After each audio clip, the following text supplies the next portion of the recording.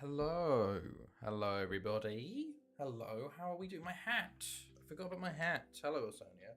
Hello, Rowan. How are we doing? Hopefully, we're doing well. Hope everybody's. God, what is it today? Midweek. It's Thursday. Is doing well. I'm doing not too bad myself. What did I do yesterday? Wednesday. I worked on my paper, my second paper, and I fixed it all up. So hopefully, I can resubmit it soon. Which wasn't too bad.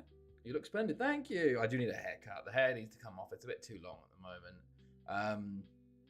Yes, that went well. And then today I did a bit more remote work, and then not too much else. Did lots of admin shit. Making sure things are sorted. But yeah, getting ready for the weekend, which will be nice. Hopefully everybody's had a good midweek and been feeling good today. But we have the Euros today. Last time, FC Copenhagen started at Treaty United now for 4 years in Denmark. Hey, that's not too bad. That's a pretty cool journeyman. Do you reckon United will even entertain you though? Copenhagen is a big jump, Copenhagen to United. If you missed out on last time, we finished the season off with a incredible comeback, firstly versus Inter Milan, where we were 3-0 down after 31 minutes, came back to win, and then in the end we got taken to extra time by FC20, but won 2-0 in the end. Rubber dub and Klostro with the goals for our, I think it was 8th in a row Champions League, our longest run ever with the Nethy. 1, 2, 3, 4, 5, 6, 7, 8. So yeah, but now we have the Euros, which, as you saw, we had the badge for. Do I have the badge here? Yeah, there you go. So, talking about the badge, basically, I was looking for stuff for Poland and Ukraine. I was like, what the fuck do I do? And then I saw the Wikipedia page for the Poland-Ukraine border. New tunnel between DK and DE, so Germans can drive to Kiruna faster. Is there? Hey. Germans do love going up to Kiruna to camp. We used to see a lot of German camper vans. Actually, that's an insane amount to drive to just go camping. We're lucky to get an interview to us, but I hope he dies last. True. But yeah, and then I saw these border markers, the ones on the left and the right, and I was like, oh, that looks cool. I'll get them for every European country. And then I realised pretty much no other European countries have them. Germany and Slovakia, the ones on the left, had them. So then I had to design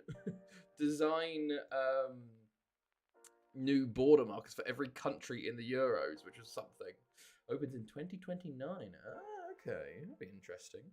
But yeah, so that was Poland and Ukraine's badge, which is pretty cool. Of course, they are hosts, so they're first, and they're in Group A and Group B.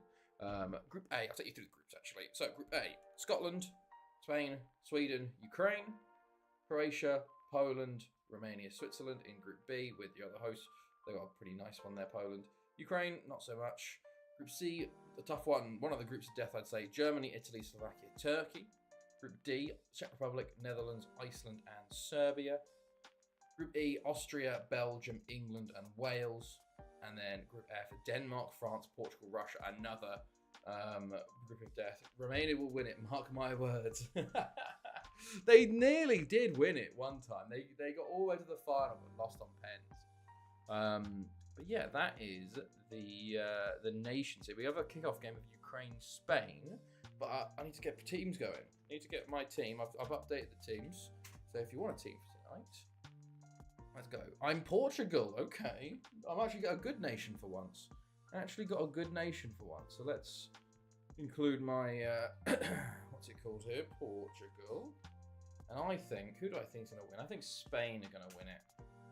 Who even are the holders at the moment? Portugal. Well, to be fair, Portugal have won it 3 out of the last 4 years, but I think this could be Spain's to win.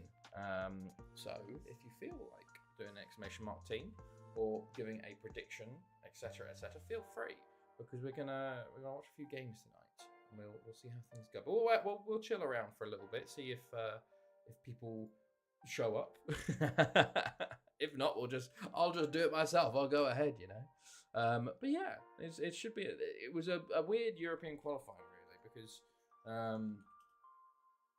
lots of nations nearly missed out or came second in their groups. Like Belgium came second, Portugal came second, Germany did, France did, and then even France missed it but got through the playoffs there. Ukraine, hey, one of the hosts will say. I know you're lurking, but I'll put you in anyway. You don't feel pressured or something. Hello, John. Hello. How are you? How's it going?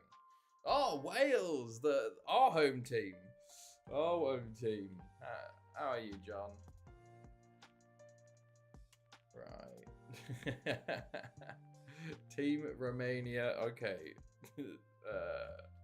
Yeah, you're on YouTube growing, so you can't do the exclamation mark team like in Twitch. Right, Lithuania, Ukraine. How are you, John? How's your midweek been? You were Wales, Romania, Netherlands to win.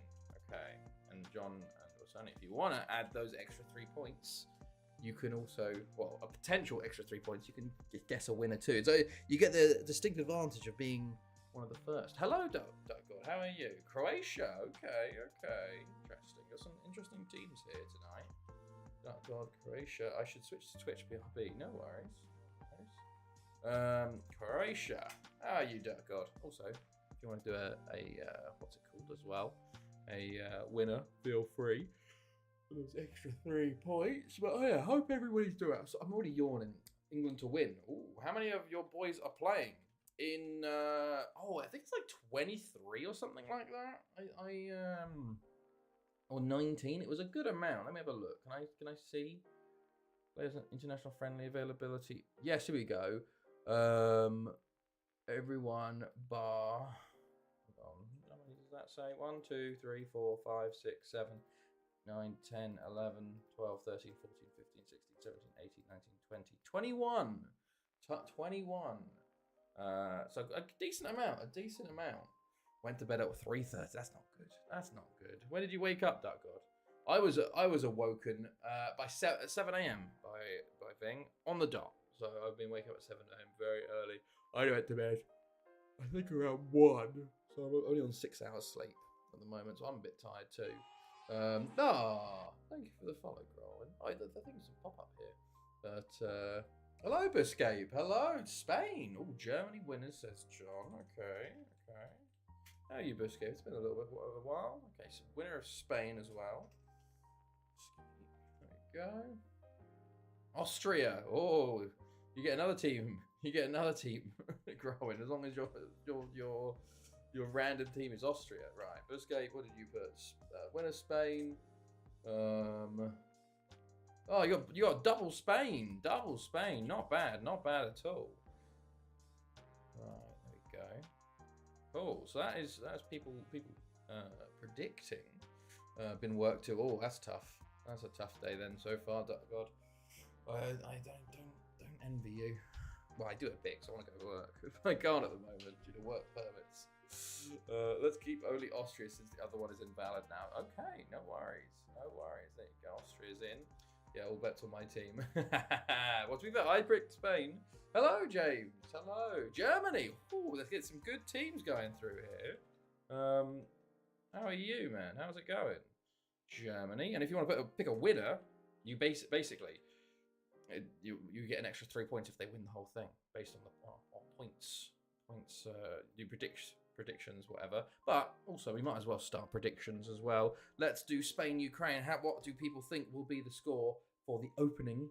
One of the hosts, Ukraine versus Spain. I'm going to go 3-0 Spain. I'm saying a big win for Spain. It's going to not be a great home start for Ukraine here. I think Spain have feelings to win this whole tournament. But we will see. They obviously lost in the World Cup final pretty recently, so we'll see if they can bounce back and win a Euros. We should really watch Croatia over Romania.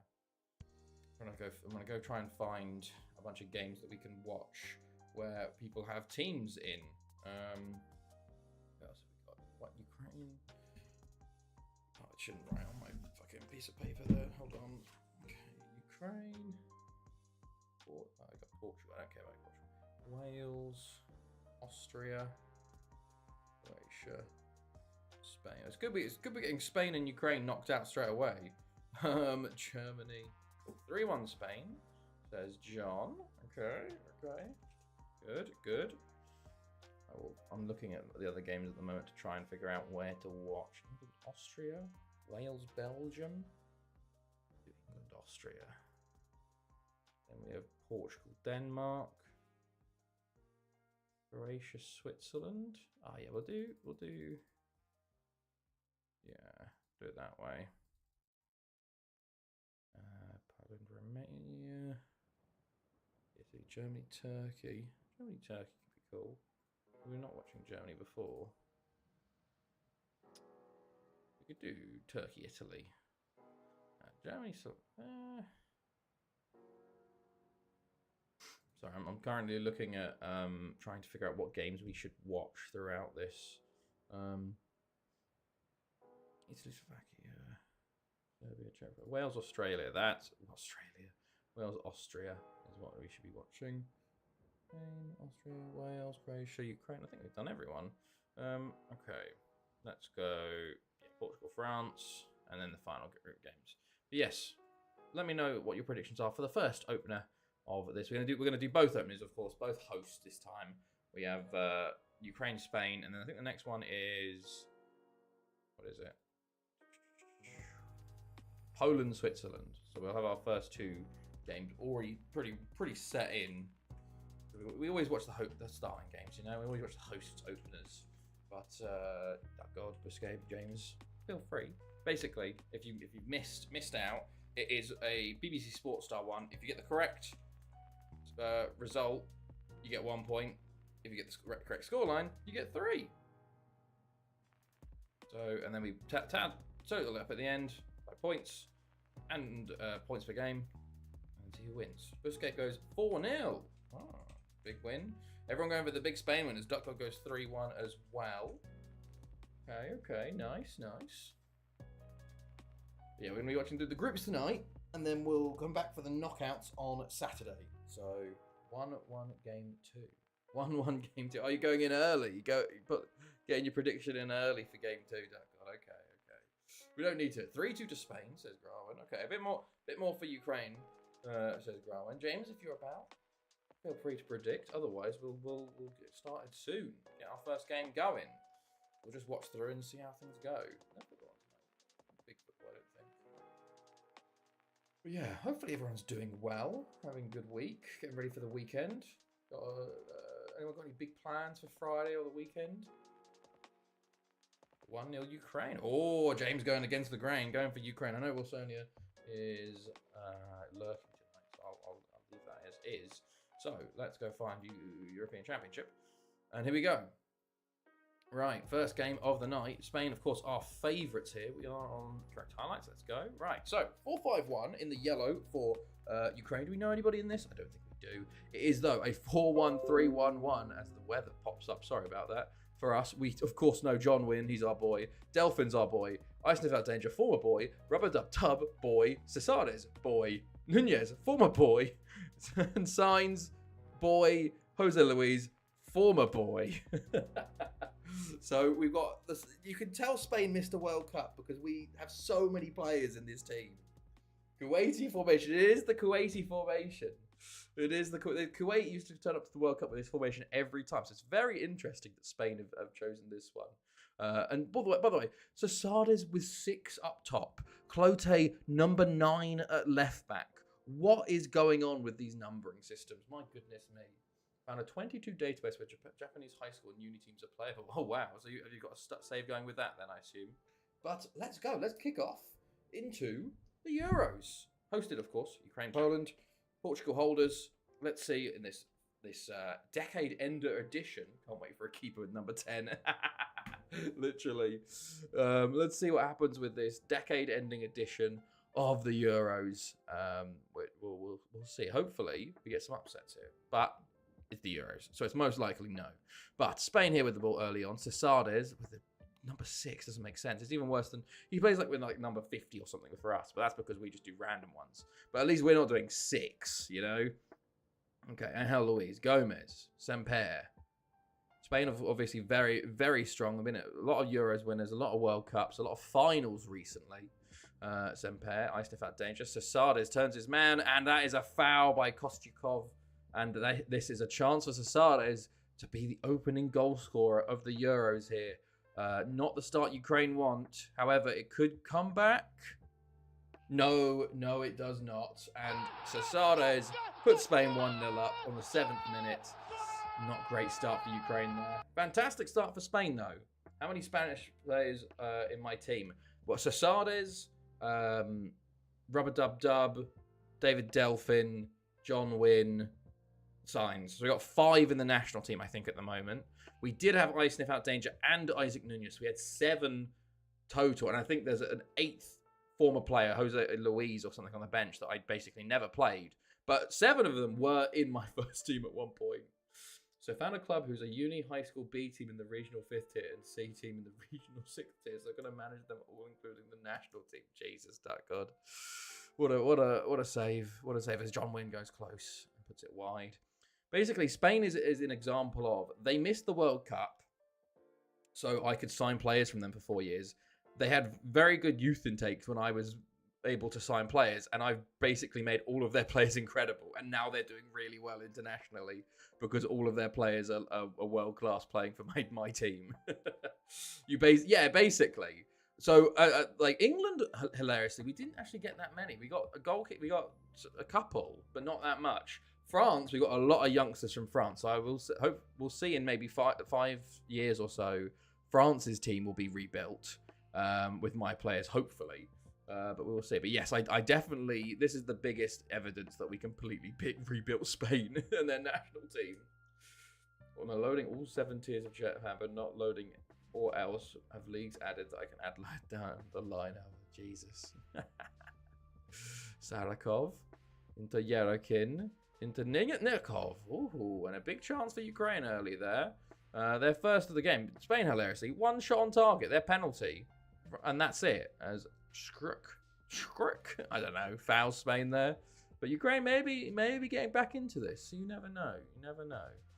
Half an hour gone. Only 1-0. It looked poor. It looked bad for Ukraine early on, but things have quietened down, it seems. Angel Luis with a yellow. Free kick Ukraine, and they hit the post. I don't even know who hit it, but someone hit the post there.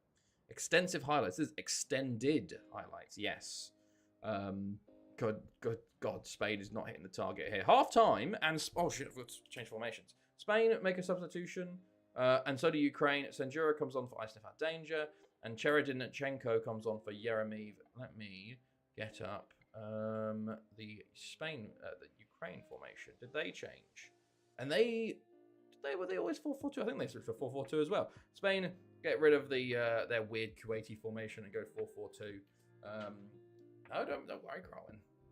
Just can't find any North American or Oceania League mega pack for the game. No, that sucks. Right, let's see how the second half plays out with new formation. Spain, honestly, very poor so far. The penalty has saved them, and they just cannot hit the target for love nor money otherwise. As Nicotin? Yeah, Nicotin. Puddy plays it forward. Gonzalez gets to it and nearly gives it away, but gets up to San Giorgio, who was a hero for Spain in the last World Cup. And, Kuznetsov with a big save there. For Ukraine, Nikitin, Martinov, Yefimov. Okay, San Giorgio comes forward.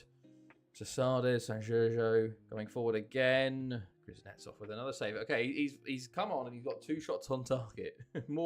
Double what they had in the first half as Rubber Dub Dub's free kick goes over the bar.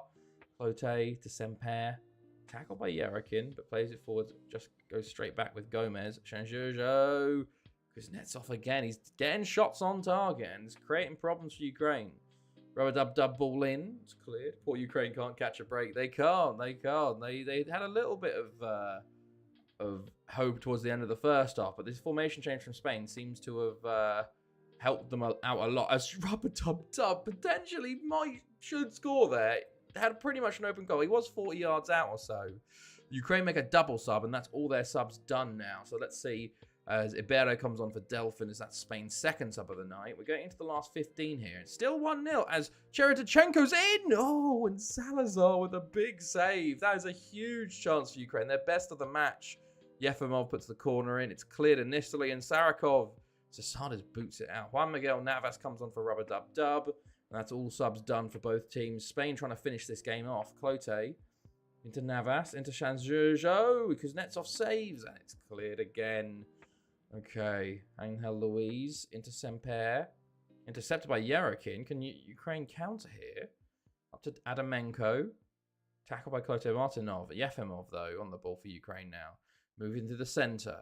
Tackled, but Krokmal gets back to it. Martinov, it just falls back to Ukraine every time at the moment. Yefimov coming forward and shoots so far wide. My goodness me. I think his teammates will look at him at that one and go, holy shit, what have you done? Spain come forward, though, again. Navas. Tackled by Yerekin again. Yerekin plays it up to Adamenko. Into Yefimov. Holds on to it. Looking for an option. Goes into Cheredachenko. And he shoots wide. Ukraine getting a bit of hope at the end here. They only need one and it's a draw. But time is running out. As Sanjurjo's through. He's through and he finishes the game there. He has been a bright light for Spain since coming on at half-time. Completely changed the game for them. And he finally gets his just towards a ball through from Zasada. Sanjurjo completely does the defender there and puts it into the back of the net to seal this game for Spain. And maybe they're going to get another one here just to add salt to the wound. And to be honest, goal difference is very important. It's cleared off the line. Goal difference is very important in the Euros due to the third place going through. Well, the four best third place going through. Poor shooting from the Ukraine forwards. It was. They had their big chance and they missed it, unfortunately. To be fair, Spain haven't been much better. They've been much better in the second half, but first half, shocking. Sasades does get his second, though, and Spain's third. And honestly, I feel like Ukraine will feel a bit hard done by there. Maybe a 1-0 or a 2-0, they'll feel a bit more, that was the sort of game it was. But Spain have turned it on towards the end to seal this game. And 2 goals in the last 5 have made sure they walk away with all 3 points and all 3 goals. Sanjurjo comes forward one last time into Sasades, who's going to... he should have got his hat-trick, but a last-second block. A last-second block. Hello, Jambo. And Jambo, not a great start to come into, as Ukraine are down 3-0. But how are you? Hopefully you're doing well, as we're about to end this game, I think, here. Oh, okay. What's the exclamation mark? This could have been 5-0. It could have been far more. It could have been far more if there was some things. But there we go. 3-0 full time to open the Euros. There we go. And look at that. I'm starting off strong. I'll tell you that right now. It's rigged. It's rigged. Jambo with Ukraine as your team. There you go. That's a good start. I'll say that right now. Poland will win 1-0. Oh, we're good. Well, if you want to go straight into, predicting the next ones, of course we could do that.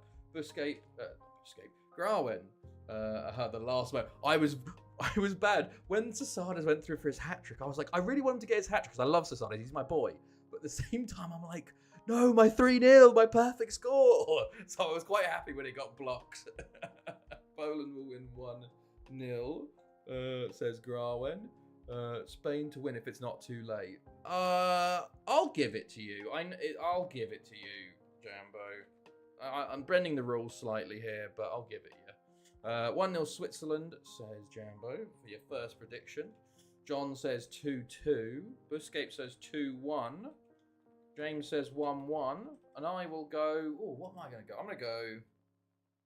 I'll go 2... I'm going to go 2-0 Switzerland. I'm going to go 3-0 Switzerland. I'm going to run it back. 3-0 Switzerland. There we go. All right, we're ahead of schedule here on predicting. I haven't even gotten out of the last game, but there you go. There's the opener. Gambia. Wait, is he finally representing Gambia? Yes, he is. Caballero. You put 1-0 Poland. Did I? Apologies. I did. Sorry about that, Jambo. Thank you. And 1-0 Switzerland. 1-0 Switzerland. Okay, cool. Right, I've fixed that now. Right. So let's see. I haven't played this in a while. What's going on? Pavlov. Oh, Sidibe. Oh, my boy Sidibe got top French Youth Invitational top goal scorer. Nice. Only got 3 goals, but still nice. Right, so we go into the next game. Oh, Poland versus Switzerland. Switzerland, of course, missing out on the last World Cup. 1-1 Sweden-Scotland. Jens Dahl and Ian McLeod, former boy, scoring for Scotland there. Okay. Can I see Sidibe? You can.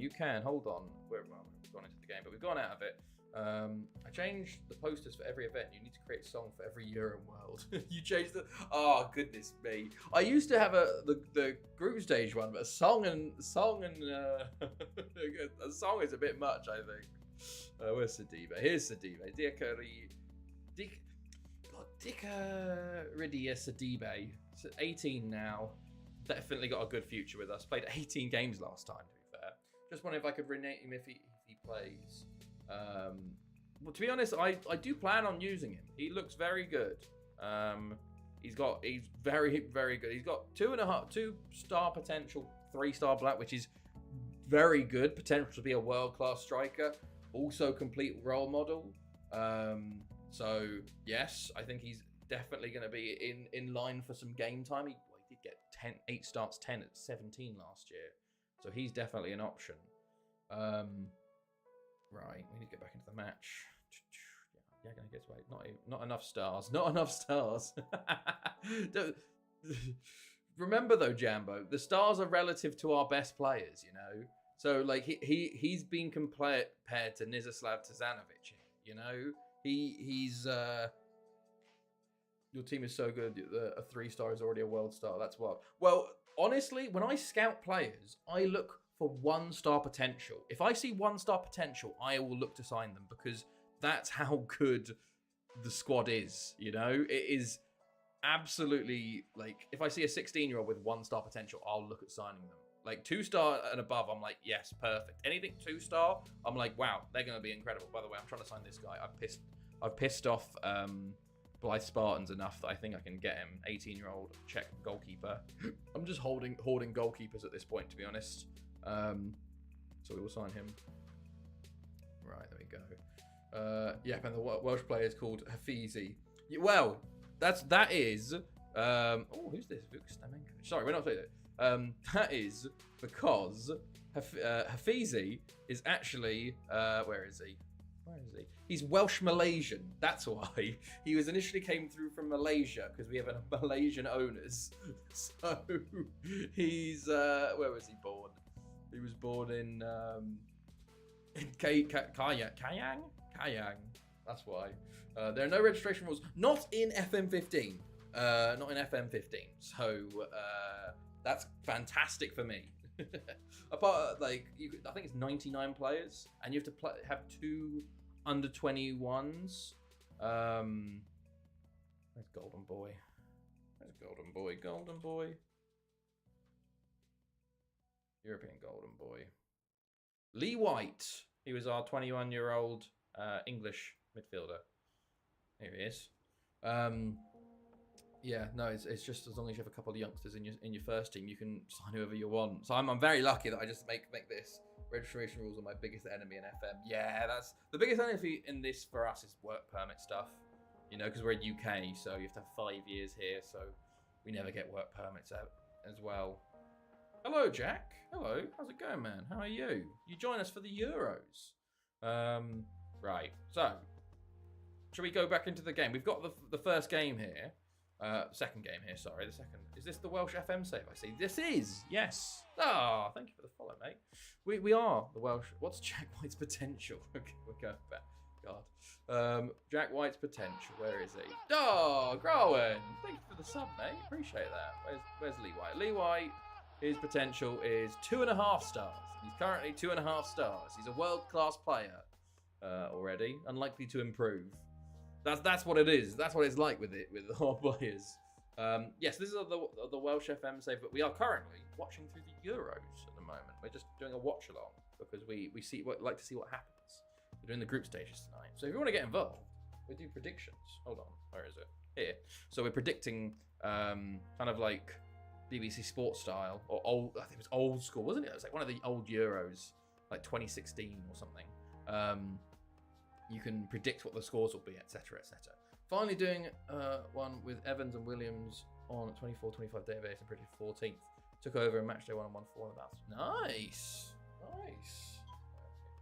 But yeah, let's jump into it. Let's jump into the second game here. We got Poland versus Switzerland. Poland are second hosts. They are starting with a 4-4-2, 2 DMs. Do we know any Polish players here? I don't think so. 4-4-2 for Switzerland. Oh my God, Gertfer. Where's Gertfer? Is he there? Oh my God, it's a new era for Switzerland. No Gertfer, no Ceccheroni. They got Schumacher and Verli up top. I think that's Straub. Poland should be winning this by at least 2. We'll see. We will see. I think Daniel Straub's our player.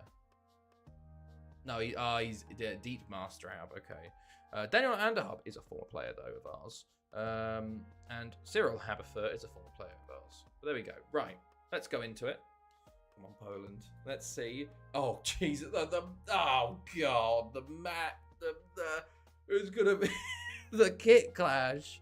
So it's white base, red edges. Oh, my goodness me. Well, there you go. That's how you could tell who's winning. And it's Walter Verli with a 5th-minute free kick for Switzerland to take them in the lead. So it's white base for Poland, red base for Switzerland, but there's a proper kit clash going on now. No more goals, please. I retract my statement. They could win 3-1. But to be fair, Switzerland have been very good on this save recently. They did only just miss out on the World Cup, but they have done very well in the Euros. Poland, meanwhile, they've been very poor. It's weird. In this save, they're not great.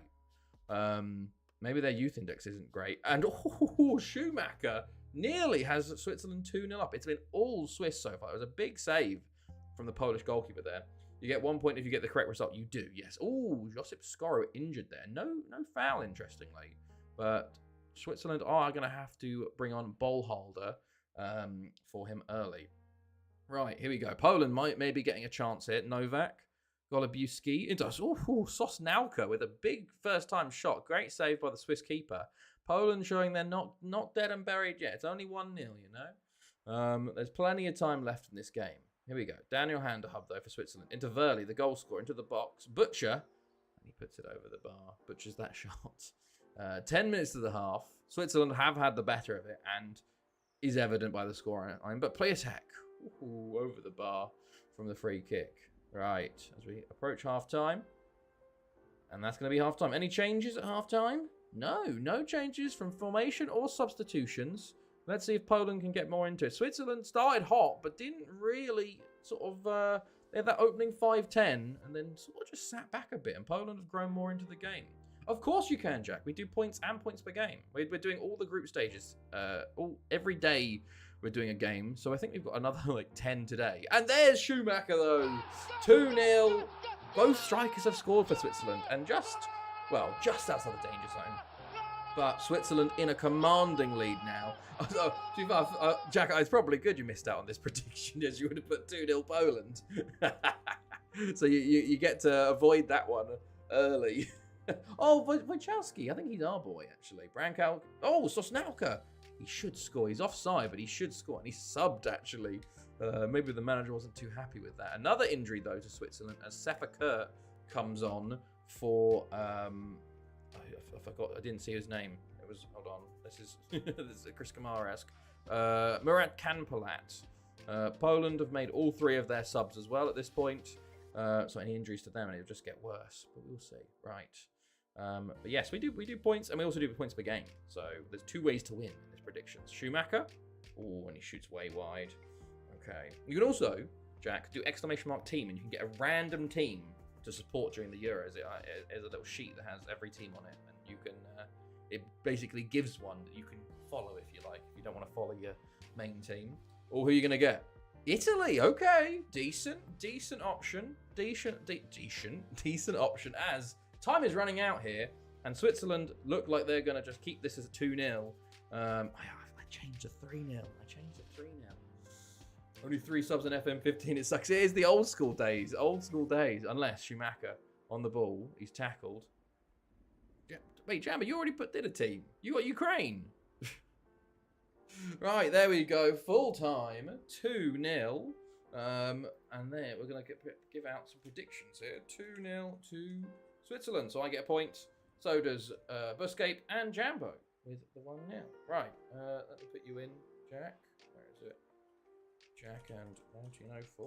There we go. And then you got Italy. Make sure to watch an Italy game at some point. was just wondering if it was possible to spam again like I did with Black Arrow. Maybe I took the option off. It's been interesting. I thought I kept that option on.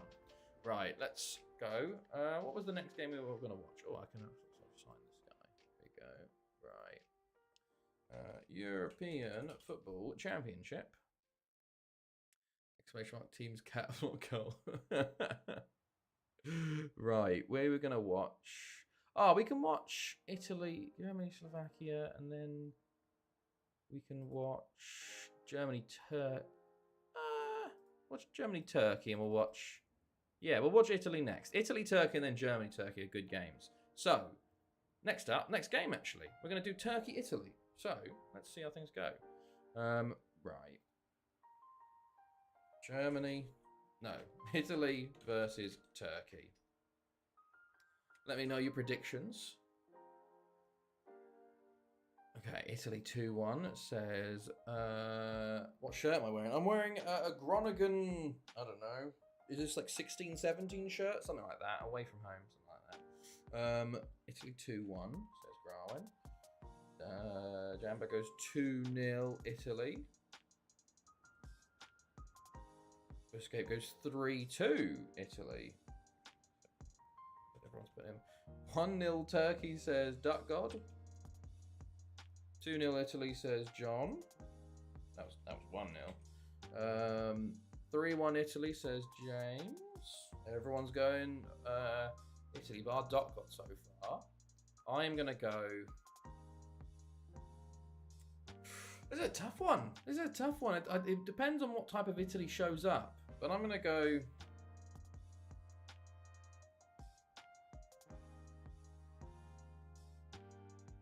I'm gonna go 2-1. No, I'm gonna go 3-1. That's it. I'm going 2-2. 2-2. Jack, what are you saying on predictions wise for Italy versus Turkey? Unless I missed you. No, I did not. Okay, good. Let me know your prediction. And I can continue to the next day to make sure. Oh, it's Turkey, Italy. Sorry, I've got to swap these over. God. Oh, God. Right. 2-0. 1-2. 1-0. 3-2. 3-1. 2-0. Sorry, it's because in the game it's Turkey, Italy, and I put the other way around so as to keep it sorted like that. There you go. That everybody switched over now. Let me know if I missed anything. Or fucked it. Right. Saturday.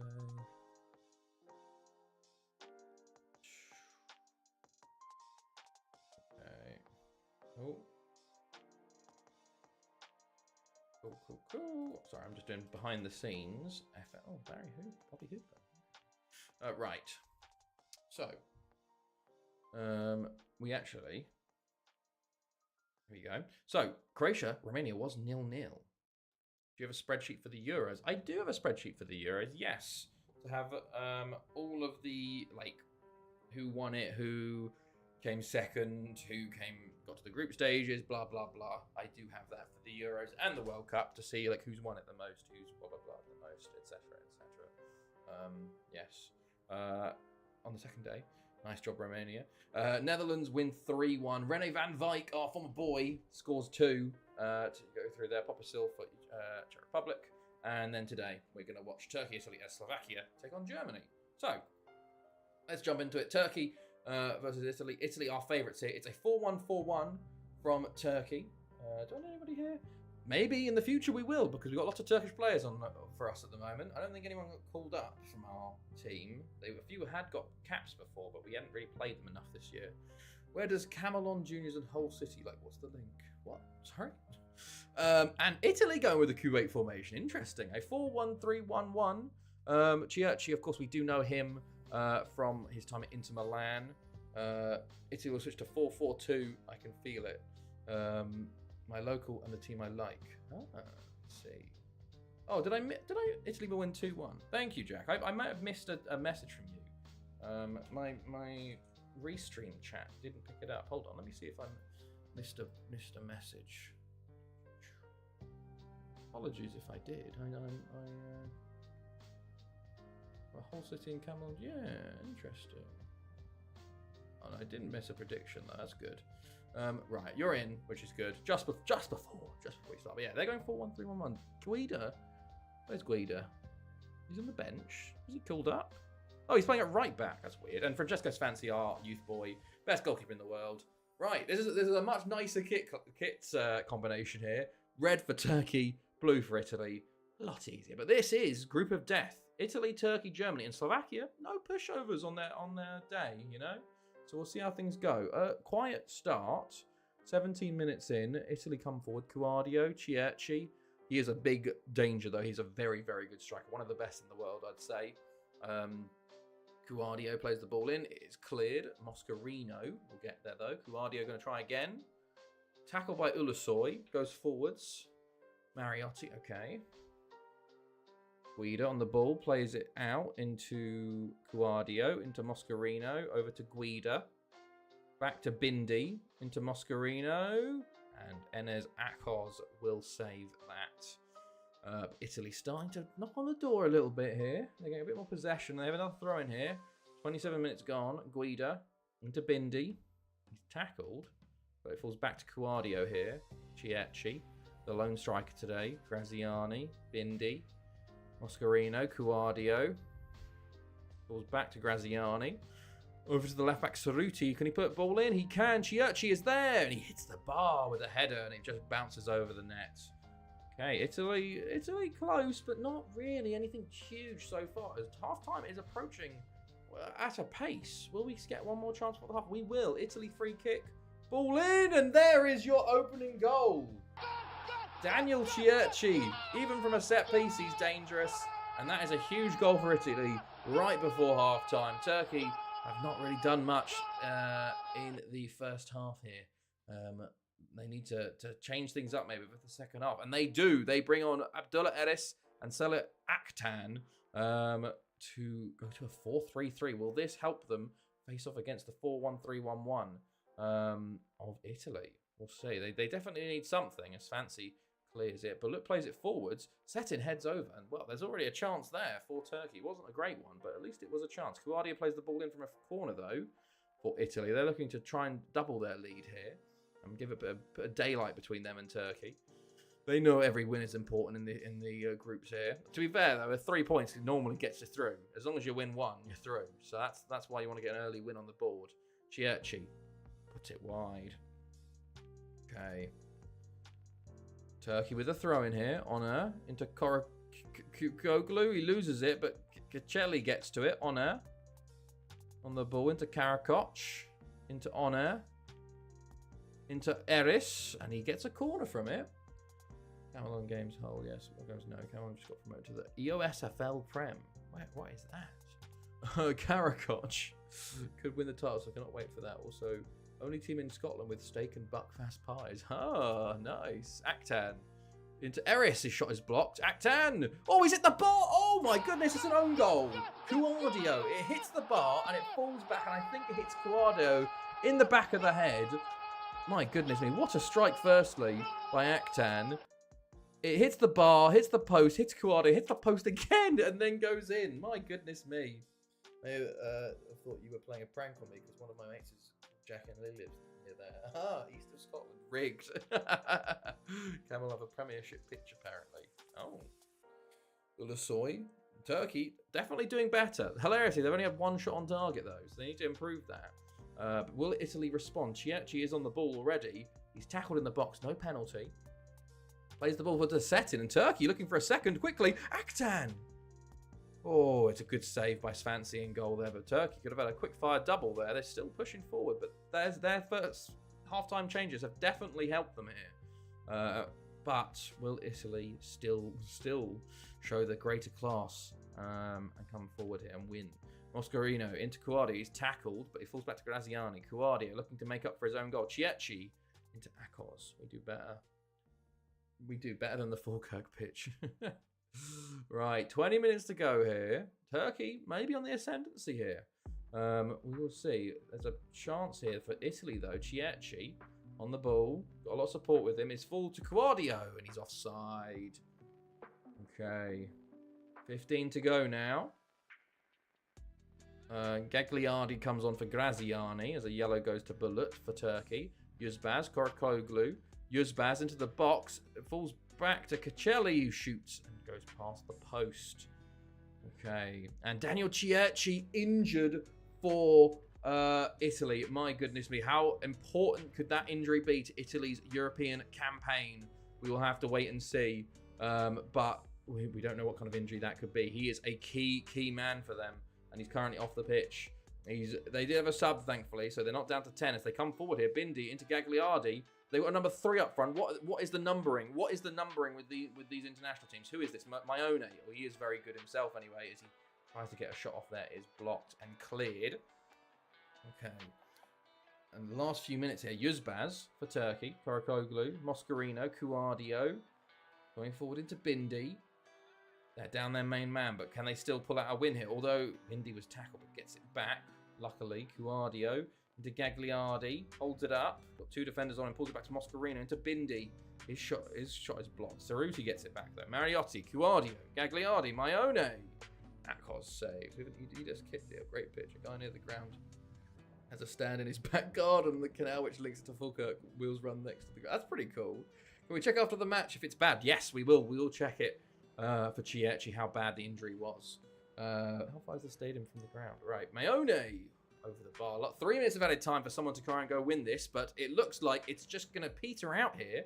And then 1-1 and a draw between Italy and Turkey. To be fair, it feels a bit deserved, you know? Italy had the first half, Turkey had the second, and it's so rigged. It's so rigged. I called the draw.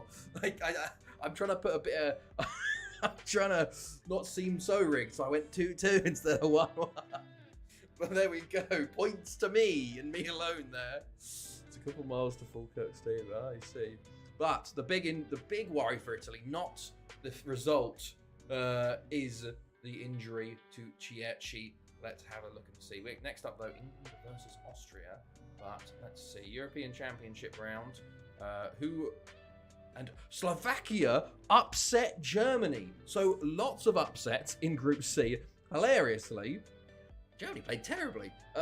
Group C, the leader is Slovakia after 1 round, which is very funny. But could mean there's a big upset in this group because, you know, we'll have to wait and see. But let's check on Cierci. That is the big one here. Is it a big injury or was it just a knock? Oh, it's a big injury. He won't be here for the rest of the... tournament, and he won't even make the start of the new season. Torn calf muscle, out for 3 to 4 months. The 30-year-old, not great. And as you can see, he's very good. 59 goals and 66 for Italy. He was their main man. Italy's attack will definitely be neutered for the rest of this Euros here. That's not what you want in your first game. My goodness me. Right, well, there we go. I had a Vucic. 26.5 million for Vucic. Praise Christ alive. That's not over 3.4 million. Can I sell him? No, I need fullbacks. I'm gonna reject that for now. Right. What do you mean by stay the ground? Camelon Station to Camelon Juniors. Oh, and Prochaska gets his debut for Czech Republic. That's nice. Right. Next up though, England Austria. We'll see how England do in their opening game of the Euros here. They haven't had a great run recently. In terms of tournaments, they've got to a couple semis, but not really done very well. But I'm going to go for a clear 3-0 win for England here. I think they are going to have very much enough to handle Austria here today. But let me know your predictions before this game here. Right, this music's a bit loud, isn't it? Let's turn this down a tiny bit. Oh no.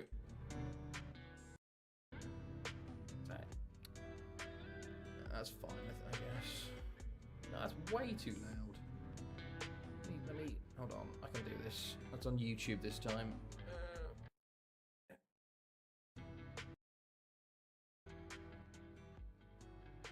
That's a bit better. Right, I give up. 2-0 England, says Jambo. 2-0 England. 3-1 Busquets. Is that 3-1 to Austria, Busquets? England 2, Austria 2, says Grawen. Okay. 2-0 England, says James. 2-0 England. I give up. Thank God, not predicting anymore. John, what you saying? Jack, what you saying? For your prediction, got pots got points to was either way. Got pots to wash. Ah, I see. Well, enjoy the pots. Okay, right. We're already at the game, aren't we? Yes, we are. Right. Cool. Yes, just waiting for these final predictions to come in. Otherwise, we're good to go for game 4. We'll have a look at the points after game 5. 2-0 England says... Wait. James, did you change or did I mess things up? Yeah, you put... James, you put 2. That's fine. Jack and John is who we're waiting on at the moment. We've got lots of J's in the chat. Lots of J's. 3-1, says John. Thank you.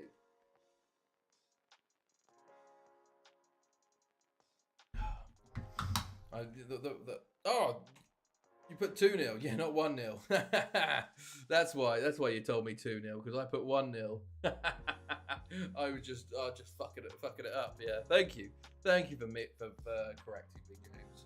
Appreciate that. Right, just waiting on Jack now. Hold on, we'll switch to the main cam though. Let's have a look, and it's a huge win for Iceland, by the way. A 3-2 upset here. Serbia absolutely dominated. 28 shots to 6, 9 on target to 5. By the way, Solvi Einarsson, former boy of ours, opens the scoring as the captain, and Iceland get a huge win. Serbia, not great there, not great. What was the other result in Group D? Netherlands winning. Okay, Iceland have got to put themselves in a good position. Next up though, England versus Austria. So let's jump into the game. Last calls for predictions here. This is the first game of Group E. Austria, Belgium, England, and Wales. You'd honestly say Austria might be the weakest of the lot. And what's going on here? All of the big nations are going 4-1, 3-1-1. Very interesting. Our boy Jordan Elliott starts in goal.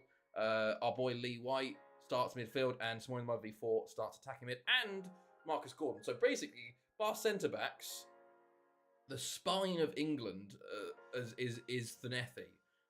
Meanwhile, for Austria, it's a 4-4-2 DM defensive. I don't think we know anyone from Austria, but let's see how they do. New metas dropped, literally.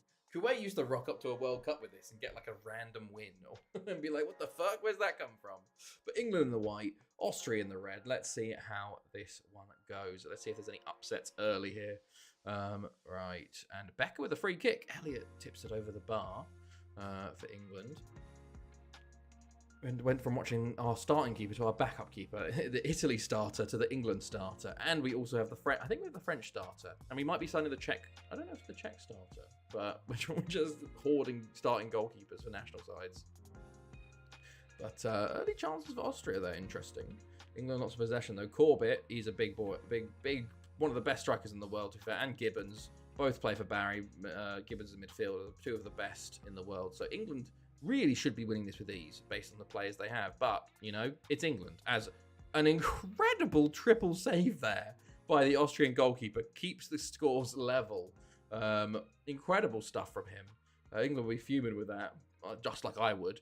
But big for Austria, holding on in there. As Lee White in midfield with the number 3. To be fair, he can play left back, so I kind of understand that a bit more. But his shot is saved. Nilsson goes along with it. It's cleared back, but it falls back to Austria, who put it forwards, and it falls back to Trapani. Jenkins, it's intercepted again, but intercepted again. Here's Gibbons for England coming forwards. He's tackled by Kaiser. 63 days until the first game. How long do you reckon it'll take you to get 63 days then, Duck God? Right. There's chances. It's just cagey at the moment, as May plays it into Fidesz, Cook, it's one before, Gibbons, Corbett, it's one before, and Nilsson saves again. 6 saves already for him. So you could tell which way the wind's blowing, but Austrian keeper standing tall currently. Half an hour gone, still 0-0. As Austria come forward with it here. Becker on the ball, plays it into Weiss. Oh, he's offside. He hit the side netting anyway, but offside. England respond with a throw of their own. Someone with 4 plays it in, and it's a bit too close to the keeper. 1 hour maybe. Okay, fair enough. Nilsson goes along with it, up to Budimir, but intercepted. Someone with 4. Coming down the right, plays it into the middle to Cook. Takes a shot, and it's an easy one for Nilsson to gather that. Poor shot choice, really. England still pushing, though. Corbett, ball in. Balls to Cook, and it's all over the place, and it's cleared. All England, but no goals as of yet. 5 to go. Nilsson with a free kick, actually. Weiss picks it up. Ox. Budimir. Down the line to Dombrowski, but intercepted by Trapani. England are going to look to build from this. White to Jenkins. Into Smorma V4. Smorma V4 on the right now. Plays it in to Corbett, and he hits the side netting. Okay, England's coming very close, but nothing yet as Ox tackles Smorma V4. And he's going to try and clear this up, but there's no one up there. It goes back to England. Cook, White, over to Jenkins. Cleared by Reiter into Ock, Gibbons. And it falls to Smorma before it blocks. It falls again. The Austrians are getting their bodies in front of this ball. My goodness me, they're doing very well defending here. As Corbett has 2 players on it and he's offside. But Austria holding out here. And holding out to half-time as England do change up. McManus comes on for Marcus Gordon at half-time. Thiago comes on for Tom Weiss. England have switched from their Kuwaiti formation to a 4-4-2. Let's see if it helps them out in this second half with the second striker up top. I thought that was a penalty straight away, but no, it was the new striker, McManus, fouling the Austrian defender, probably jumping on his back there. But it could be a long 45 minutes for Austria unless they change something here. Or if maybe England's formation change means that the Austrian match up better. But I doubt it.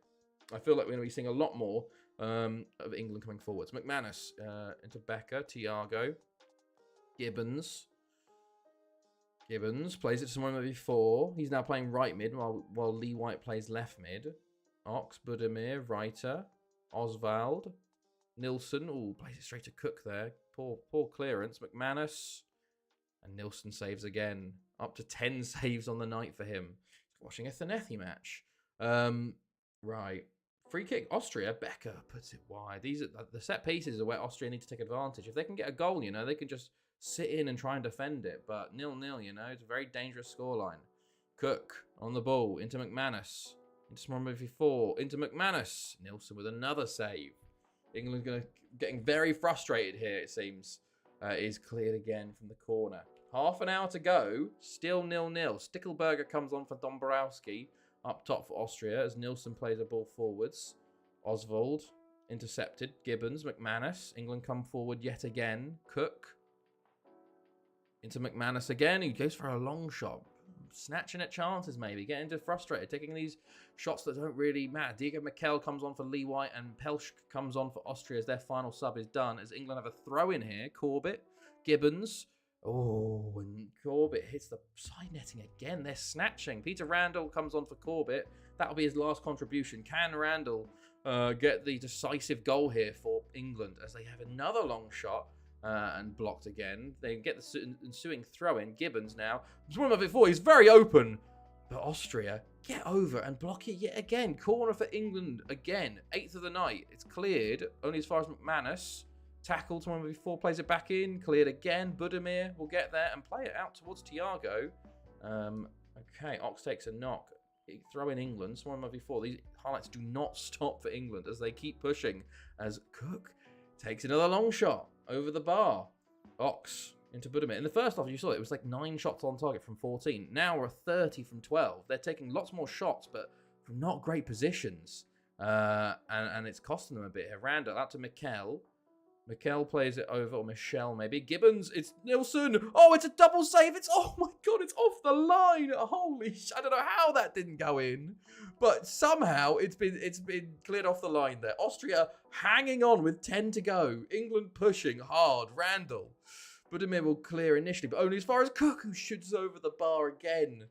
Right, 5 to go now. 4, 3, 2. 3 minutes added time. Can England find a winner? There's a highlight here. Elliott pushes forward. Michelle on the left into Cook. Cook holding up. Plays it back to Michelle. Back to Fidders at the left back. Back into Cook. He's got some space in the middle. Michelle. No worries, Jabba. Have a good evening. Into Randall. Into McManus. And then straight into the hands of Nilsson. Could that be the last chance for England here? There's 1 minute left. Can Austria steal it at the death? Dottle. On the ball. Into Peischel. Into Oswald. Budimir. Thiago. Beats his man. He scores. He scores. I've gone to the wrong thing. Austria have taken the lead in the 93rd minute with their second short target of the game. Oh my God. It's England. It's so I've seen it upside the keeper. My team, let's go. Thiago surely wins it for Austria. That's it. That's it. Oh my days. 36 shots for England. 15 on target. Austria, 4 shots, 2 on target. Pretty much one highlight all game. And they upset England. Wow. God, I've never seen anything more English than that. Goodness me. Huge upset there. As Austria win that 1-0. And it is Busquets with the correct prediction of 3-1. My goodness me. Right. Well then. That is some game. Fucking England, man. Jesus. As we do sign Vaclav. Very good young goalkeeper from Blythe. It's coming home, the English national team, that is. Right, next up, I think we've got another big game here. Let's have a look. We signed Rack. Very good young goalkeeper. We'll get him. We just hoard it. We have so many good goalkeepers now. Next up, Denmark-Portugal, which should give us an interesting game. Portugal, of course, are the holders. They've actually won the last 3 of the 4 tournaments, so they are in extremely good form, European-wise. So I'm going to go. I can see this being a 2-0, 3-0 Portugal. Busquets joins me with that on a 3-0. Rowan goes 4-0, going for a big Portugal victory here. Let me know, everybody else, what you guys think as I continue on in the background.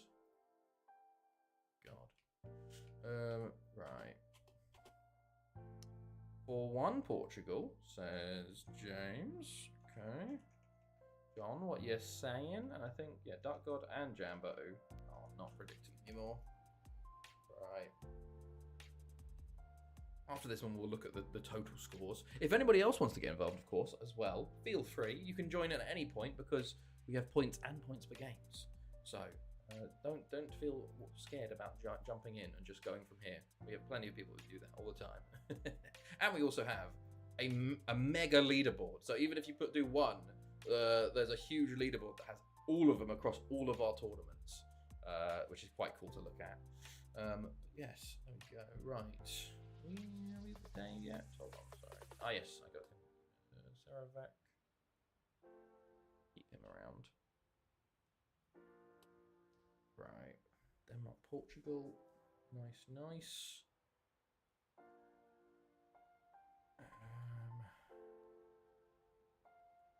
Okay, right. Well, there's been some upsets. Wales, Barry Davies scores for them. Belgium score in the 86th minute, so Wales could have won that 1-0. So, hilariously, 3-1 Portugal, says John. It could be, based on how things have been going. It very much could be. Thank you, John. But look at that. Austria, top of the group. And Jack says 3-0 Portugal. Thank you, Jack. Sorry, you missed out on the England result, although, to be fair, Austria won 1-0. So, Ukraine do bounce back after their loss to Spain, though, with their second game and get a 2-0 win over Scotland there. And Russia upset France, winning 1-0. Lebedev with the goal. Now, we have Denmark-Portugal, the second game of Group F, actually. This is the second group of death. So, let's see how this one goes. Portugal, of course, are favourites here. For Denmark, it is a 4-2-3-1. They did pretty well in the World Cup, though. Do we know anybody here? We know Beck, I think. Valk, Lorentzen. And for 4-2-3-1 for Portugal, do we know anybody? I think all of our boys have retired nearly now. Yeah, I think so. Oh, Almeida's there. Pedro Almeida. You can't see him. Hold on. There he is. Third goalkeeper. He's our boy. Former boy, sorry. Right. Red for Portugal. White for Denmark. Let's go into this. Let's see how this second game of Group F goes. France have already slipped up. 4-2-3-1 without DMs is risky business. Silva with a free kick early. It's the Wool. Oh, Carlson. Right, both of them going with the 4-2-3-1. No. Oh, Paulo Mata injured early. Nicholas replaces him. not a great start for Portugal there. Very quiet opening 20. Portugal have the ball, though, here. They've had a couple of chances. Silva into the box. Straight at Carlson, who saves. But Portugal starting to grow into it as Martins has a free kick. Plays it to Gomez. Gomez on the ball. Back to Borges. Into Gaspar. Into Santos. Santos. There's two Santos somewhere here. Nicholas. Ooh, gets away with it. Silva. Tackled by Jakobsen, who will clear up to Falk. But he's beat to it by Borges, who's tackled. Santos again onto it. Okay, there's A Santos. A Santos and S Santos we've got today. A Santos, S Santos. Into A Santos. Into Melo. Oh, I thought that was the opening goal, but it goes over the bar. Can't keep his head over it as he shoots there. Leaned back a bit too much. Half an hour gone, though. Still 0-0. All Portugal so far, but not as dominating as England were. Nicholas, though, on the ball. Into Silva. Pulls it across. It's cleared initially. Falls to Nicholas again. Rosa. Santos S. Tackled by Holm, who's on a yellow, so you've got to be careful there. Plays it up to Falk, who's kind of just the lone man up top, it feels like, a lot of the time now. Isn't able to do anything with it as Nicholas comes forward for Portugal again. Falls to Silva, and that's a great block. My goodness, he was getting a shot off there. And a dangerous one at that. Silva going to play the ball in from the corner. Literally everyone for Denmark back in the box. They clear it initially, but Gomez is on it. Oh, I thought that could be a penalty. But no, the referee plays on. As Silva's now one-on-one with the left back. Inside, shoots. Carlson saves again. Okay, Portugal have the ball again. Is this going to be a repeat of the last game? I don't think so. But it'd be very funny if it was. Melo coming forward for Portugal. Portugal definitely in their groove now. They love this right-hand side as well. They're coming down it every single time. Gomez into Nicholas. Back to Rosa. Santos. S. Melo. Nicholas. Straight at Carlson again. He hasn't had to be honest, his saves haven't actually troubled him too much, you know. Okay, Denmark with a throw-in. Do we see a highlight for Denmark as Lorentzen into Holm? Just plays it directly to Borges. So no, this is a counter-attack for Portugal as Melo comes forwards. Tackled initially. Henriksen gets it. He's playing it long. Martins clears it. Okay, I thought there could have been a little mistake in there, but no. Portugal will come forward with it once more. A Santos, S Santos, Melo. Another save by Carlson. He had to move a bit more for that one, but still not a great one. He plays it short, actually. Jorgensen, Brixen, Jensen for Denmark. Going to go down the right. He's got some space to run into. He's beaten the left back. Can he put a ball in? Oh, I can't even get a corner from it. It's kept in by the left back. Incredible work by the left back there to block it and then keep it in as Melo shoots just wide. Denmark corner, though, right before the half. Holm. Oh, over the bar. Over the bar. Close. Close. Right. Sergio Santos got ticking off there. One last highlight here for Denmark. It falls to Beck. Into Jensen. There's only 10 seconds left. Can they get a shot off? Jensen tackled. Beck with a shot. And Martins is forced to put it over again. Denmark getting a little bit of encouragement right towards the end here. Henriksen plays it in. And that's half-time. Half-time, there was, I think, the wingers swapped over there for Portugal, I think. But no changes other than that from what I saw. So, will the second half continue on the same pattern of Portugal being the dominant team and Denmark holding out? Right, Denmark throwing though. Jakobsen, Henriksen, Holm is tackled in the box, and Portugal will try and break out of their own half here. Santos down the left. He's got a lot of space to go into. Can he put a ball in? He can. Jorgensen clears it though. No one was there. Nicholas does pick it up though. Silva. It's a great block again. Denmark defending very well again, just like Austria were against England. And Gomez, though, set pieces are the one that breaks it through here. Antonio Gomez with the goal in the danger zone. And Portugal finally get their breakthrough. It's a lovely corner in from Silva. Completely unmarked from Gomez there. Really poor defending from Denmark. And now they'll have to come out of their shells a bit in this one, I think. But I do feel like Portugal might have found the break in the dam and might be getting a few more chances here in this game at least. But there we go. The breakthrough has been had as Melo puts it over the bar there. Right, half an hour to go. Still only 1-0 Portugal, but they've got their goal, and that's more than England did. Right, Jensen comes on for Jensen. Santos comes on for Melo. Hold on, we've got three Santoses. We got S Santos, A Santos, and El Santos on the pitch right now. Portugal, mate, you need to get some creativity with your names here. Biskov and Eriksson comes on for Henriksen and Beck, as that is all the subs. Ricardo Diaz comes on for Santos as Lorenzen puts his free kick over the bar. As we are flying towards the end here, Portugal have sort of sat off now that they're 1-0 up. Whole Santos family is playing. Gaspar, De Borges. We've got 10 minutes left. Portugal looking to kill this game with a second goal here. Nicholas, Santos, Jorgensen clears. Rosa, Borges, Gaspar, Borges, A Santos, Nicholas, El Santos, A Santos, blocked, El Santos, blocked. Biskov will boot it clear. Silva, ball in. Jorgensen will clear. Gomez. Home tackles. Good tackle. There could be a counter-attack for Denmark here. Plays it to Jensen, and he's offside. Shocking. Shocking from Denmark. Denmark apparently have gone attacking as Portugal come forward here. Nicholas. Eriksson goes long with it, but Gaspar's there. Borges. Into Gomez. Into Gaspar. Gaspar plays it all the way back to Martins. 5 to go here, and Denmark need to do something, anything in this game, as Santos forces a save out of Carlson from range. Corner, Portugal. They're trying to kill this one, smother Denmark's chances of getting a draw out of this, as Mauricinho plays it back to Silva. Plays it, it's cleared by Jakobsen. Denmark do have 2 players up. It's a 2-on-3. Biskov is 1-on-1. Biskov beats his man. Biskov misses. Oh, what a chance for Denmark. Huge chance to level it up there. As Falk shoots, Holm is on the ball. He shoots. It's gone wide. Goodness me. Denmark have been poor all game. And when they finally find a bit of quality, that final finishes are very, very poor. Number 20 injured. Yes, there's a knock for the left back here of Portugal. As Carlson is forced into a save. Silva picks up the rebound, but it is cleared. It is Mauricinho, left back for Portugal. Has a knock, but he can continue, it seems. 3 minutes of added time here. Can Denmark find an equaliser? Jensen comes forwards into Lorenzen, who's into the box. Falls back to Jensen, and Martins has to tip it around the post. That was going into the side netting of the goal there. Needed that save as Brixen tries to put a header into the goal, but it is cleared. Portugal survive, and I think Portugal will survive this 1-0.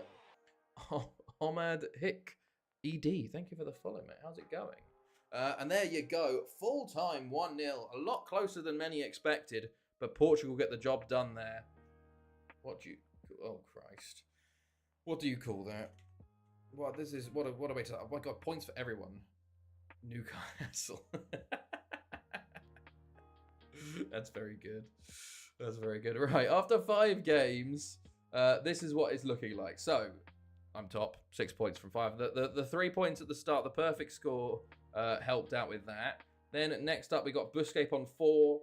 John and Grawen on 2, and then we got a bunch of 1s everywhere else. And as you can see, the points per game here as well for the associated there. So yeah, that's after 5 games. Let's continue onwards for the next game. Right, how are you, Ahmad? Right, what an entrance to a stream. Next up, it is Switzerland, Croatia. Okay, so getting some repeat teams now.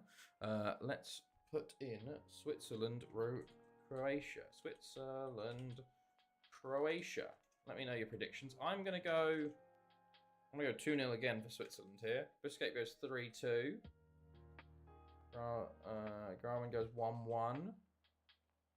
John, James, Jack, let me know as I'll continue in the background here to get through to the game. So we can come out of this and go straight into it. We're coming up to the start of the new season, actually. Here we go. Cool. Right. 1-1. Oh, okay, 1-1. Some draws getting predicted here. So lots of draws. Interesting. To be fair, it's been relatively low scoring this tournament so far. Lots of 1-0s. There's a 1-1s. You know, there's a couple of them in there. So I understand why. I think Spain had the biggest scoreline with a 3-0. But yeah, right. We're already at game day actually. We didn't have any games between our game and this one, so we're just kind of chilling for the moment, waiting to see if there's any other predictions that come in. But right, we can go here actually, so people can see. So this is what things look like after First round of games, plus a couple of extras. Ukraine up to 3 points. Spain top with 3. Switzerland still top. Croatia and Romania, of course, drew. Poland lost. Slovakia beat Germany. Meanwhile, Italy, Turkey drew. Netherlands and Iceland win. Austria win. Belgium, Wales draw. Austria with that incredible win versus England. And then Portugal, Russia win. Denmark, France both 1-0. To be fair, it's close wins, though. So that means goal difference will be very, very important as things go. But, and that's seen it before as well. But there we go. Right, last calls on the spreadsheet for Switzerland, Croatia. Otherwise, we will jump into it because we got a timer. We got to go. Right, Switzerland looking, I think, to qualify with a win here. They go 4-4-2 again. 4-2-3-1 this time for Croatia. We got Jan Brusic, former boy. Butina, former boy. Biscan, former boy. There will be a red card in this match. Oh, that's a good prediction. Tomic and Perisic, current boys. Kodric, current boy. Robert Bazina, former boy. Pankrat, former boy. Serovic, current boy. We've got a lot from Croatia, it seems. Going. And Božić, we know him from his time in the Welsh Premier League. And Milnage, I think.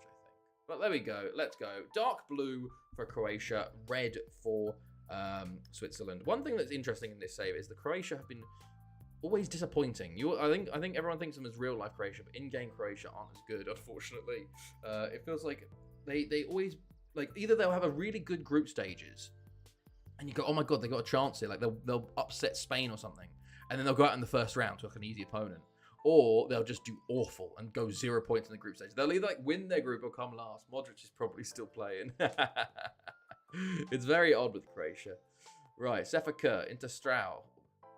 Into Weiss, Boucher, Sefakert. Sefakert wasn't fully injured. He came off injured in their last game, but obviously he's fit to start this one, so it wasn't that bad of an injury.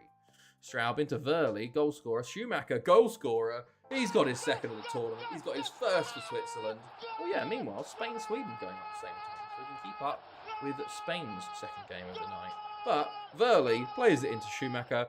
Maybe they've got a new Ceccheroni and Gertfert. Verley and Schumacher up top.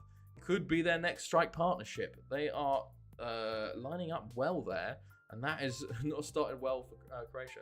Pretty nice goal from an F1 driver. Literally. Bern into Milnage. Croatia looking to respond straight away. Bogdan, Milnage intercepted. Straub, Weiss, Boucher, Sefakert, Straub. Back to Sefakert. Back to Weiss, into Straub. Down the left, he's got some space. Schumacher's on the ball. Plays it into Verley. Oh my goodness, it's the combo. The combo. 5 minutes in, Switzerland are 2-0 up. Croatia don't know what's hit them. And as things stand, Switzerland are cruising through Group B at this point. My goodness me. Verley, lovely little flick on header. It's 2 shots, 2 goals for Switzerland so far. Croatia are shell-shocked. Can they respond? Perisic shoots over the bar. Okay, 8 minutes gone. Perisic into Ivankovic. I put 2-0 Switzerland. So if we can just not do anything for the next 90 minutes, great, lads. Thank you very much. Brankovic, Boucher, Hupi, into Buller, into Haberther, Sefakert, intercepted by Tomic, Milnaric, Patina. It's the good thing for Croatia. It's early. It's early doors. They've got plenty of time to come back. And Jan Brusic is down the right-hand side. Can he play a ball in? He does, and it's cleared. Switzerland, Euro. They've come close. They've got to a couple of finals, I feel. But they've never won the big one for Switzerland. Rupi, Bühler. Okay. Gale with the goal kick. Goes forwards. Bühler, Milnaric, Ivankovic. I think they came close last year with the Euros, but I think they lost to Portugal. They were 2-0 up against Portugal, I think, in the quarters or semis. And then they lost 3-2 in extra time or something like that. Perisic's shot is blocked. Parried, actually. Would love to see a group where one team has 9 points, the rest have 3 with a -1 goal difference each. How would that be sorted? Well, the Euros is weird because it goes by head-to-head. So it is very, very odd how the Euros works out. It's group stage stuff. I honestly have no idea. We have had groups settled though by yellow cards before. We've had that a few times. So that is quite a fun one. We also had a World Cup group where all four teams ended on 4 points, same goal difference, and I think it was I think, was it got the same goal difference? Maybe it was decided by goals scored. And Haiti qualified over Brazil. Burley, all over the bar. But yeah, we've had some very interesting group finishes throughout the years. Boucher on the ball into Ballholder, Verley, Bettina to Weiss, into Straub. Straub down the line to Schumacher. He wants some more. Oh, and Gale with a big save. Switzerland are so dangerous when they attack, it seems. Sefaka. Oh, and Spain are 2-0 up versus Sweden here. Cesades with a penalty and a second goal. He's on for 4 already in this tournament. He's looking for that golden boot, it seems. Bogdan into Ivankovic. Into Pedicic. And he shoots over the bar on a yellow card as well. Croatia coming back into this. They've got more shots, technically, than Switzerland. However, 2-0 down. They're not getting the right shots, I guess. Milnaric, Ivankovic, Božić. Shot blocked. Out for a corner again. 10 to the half here. So Switzerland have slowed down a bit, I'd say. Croatia coming back into it, but can they get that all-important goal before the half? That would give them a lot more confidence going into half-time than being shot out as Ban. Shot is saved there by Huppi, who seems like a very Finnish name for a Swissman with the U umlaut, but maybe he's got some descendants. Milnaric, ball in from a free kick. It's cleared. Bettina, Pedicic, shot just past the post. Close. He's got a few goals for us, the Thnethy, so I'm Pedicic, I think he's pretty decent. Milnaric, back to Biscan. Bettina, Ivankovic, Milnaric. They've got a 6 up top again. Pedicic loves this shot, to be fair. He's going to take another shot, isn't he? Yeah, and it's saved by Huppi this time again. Right. Half-time approaching, 1 minute at a time, and there is ahead of time. And Kodric comes on for Biscan as Croatia push people forwards, it seems. I don't know if did they go more attacking? They might have. They definitely changed something.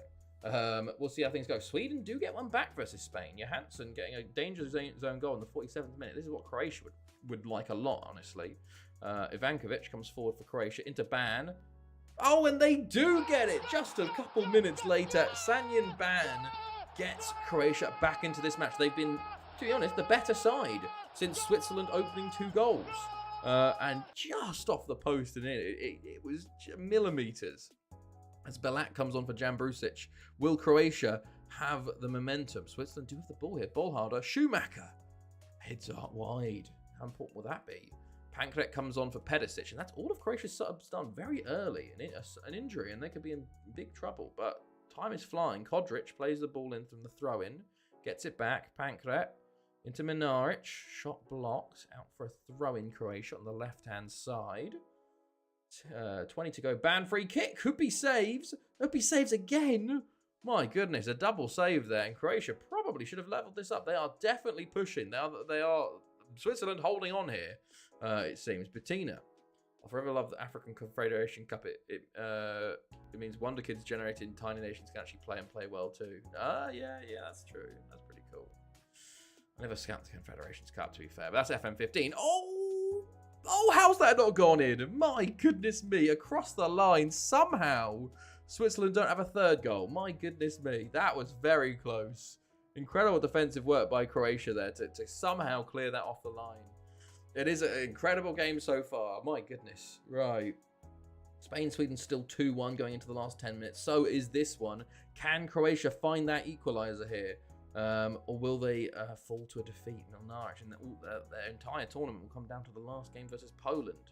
Kodric into Bettina. Milnaric to Kodric. Into Milnaric. Into Ivankovic. And there you go. It is 2-2. Dario Ivankovic gets Croatia's second and gets Croatia level.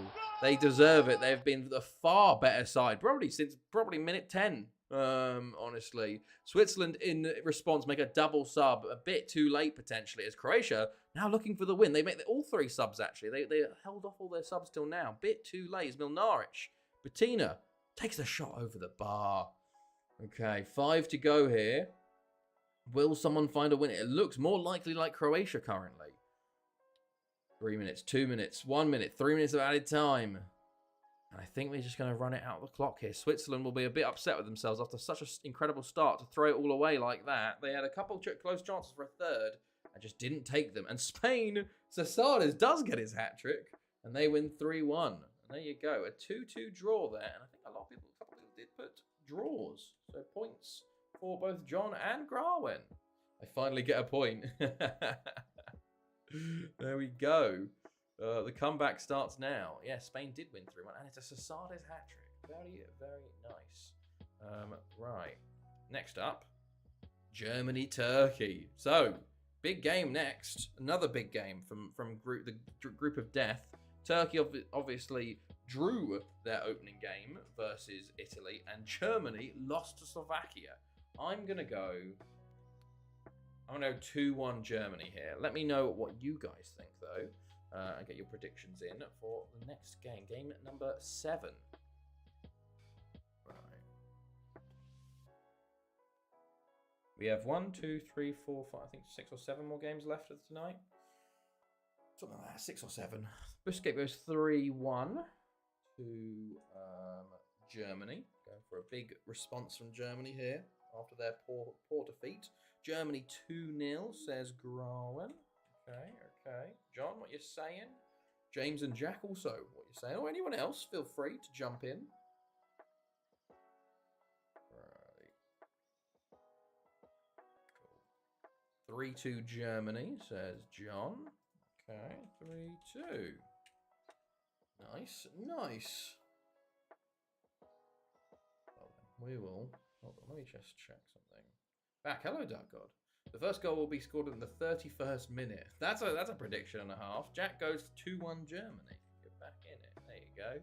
Right, what do I want to check? Jack. Yeah, okay, cool. Let's go ahead here then. Right, so we did see some other games get played. Poland, Romania, draw 0-0 as Romania get decimated injuries-wise. My goodness me. 3 injuries in that game, but hold on to the 0-0 draw. So Romania stay on 2 points. It's a very interesting Group B here, with everybody potentially going through still. Italy get the slender 1-0 win over Slovakia. Bolognini with the goal. Who are the last hosts to win the Euros? Oh, I don't know. I have to look at this. Christ. Italy, Belgium, Ukraine, Poland, Spain, France, Russia, Scotland. Oh, England missed out so close. England lost as host to Portugal there. Ukraine, Belgium, France also lost as hosts. England lost as hosts again. Spain 22-64 were the last hosts to win it. We've had 3 hosts lose it since then, but it has been nearly 100 years since a host won. So host advantage isn't all that strong, it seems. Right, let's jump into it then. Germany versus Turkey. Big game. 4-4-1-1 for Germany. Poland up top for Germany. Maya, Schindler. We know a few of these names up there. 4-1-4-1 again for Turkey. Let's see how many of these players will change to our players in maybe 4 or 5 years' time. But off we go.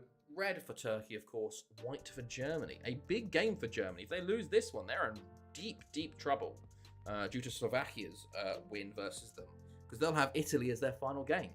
Maya with a free kick. Oh, and Akos does just about get across. I thought that was going top bins. But a great save from Akos.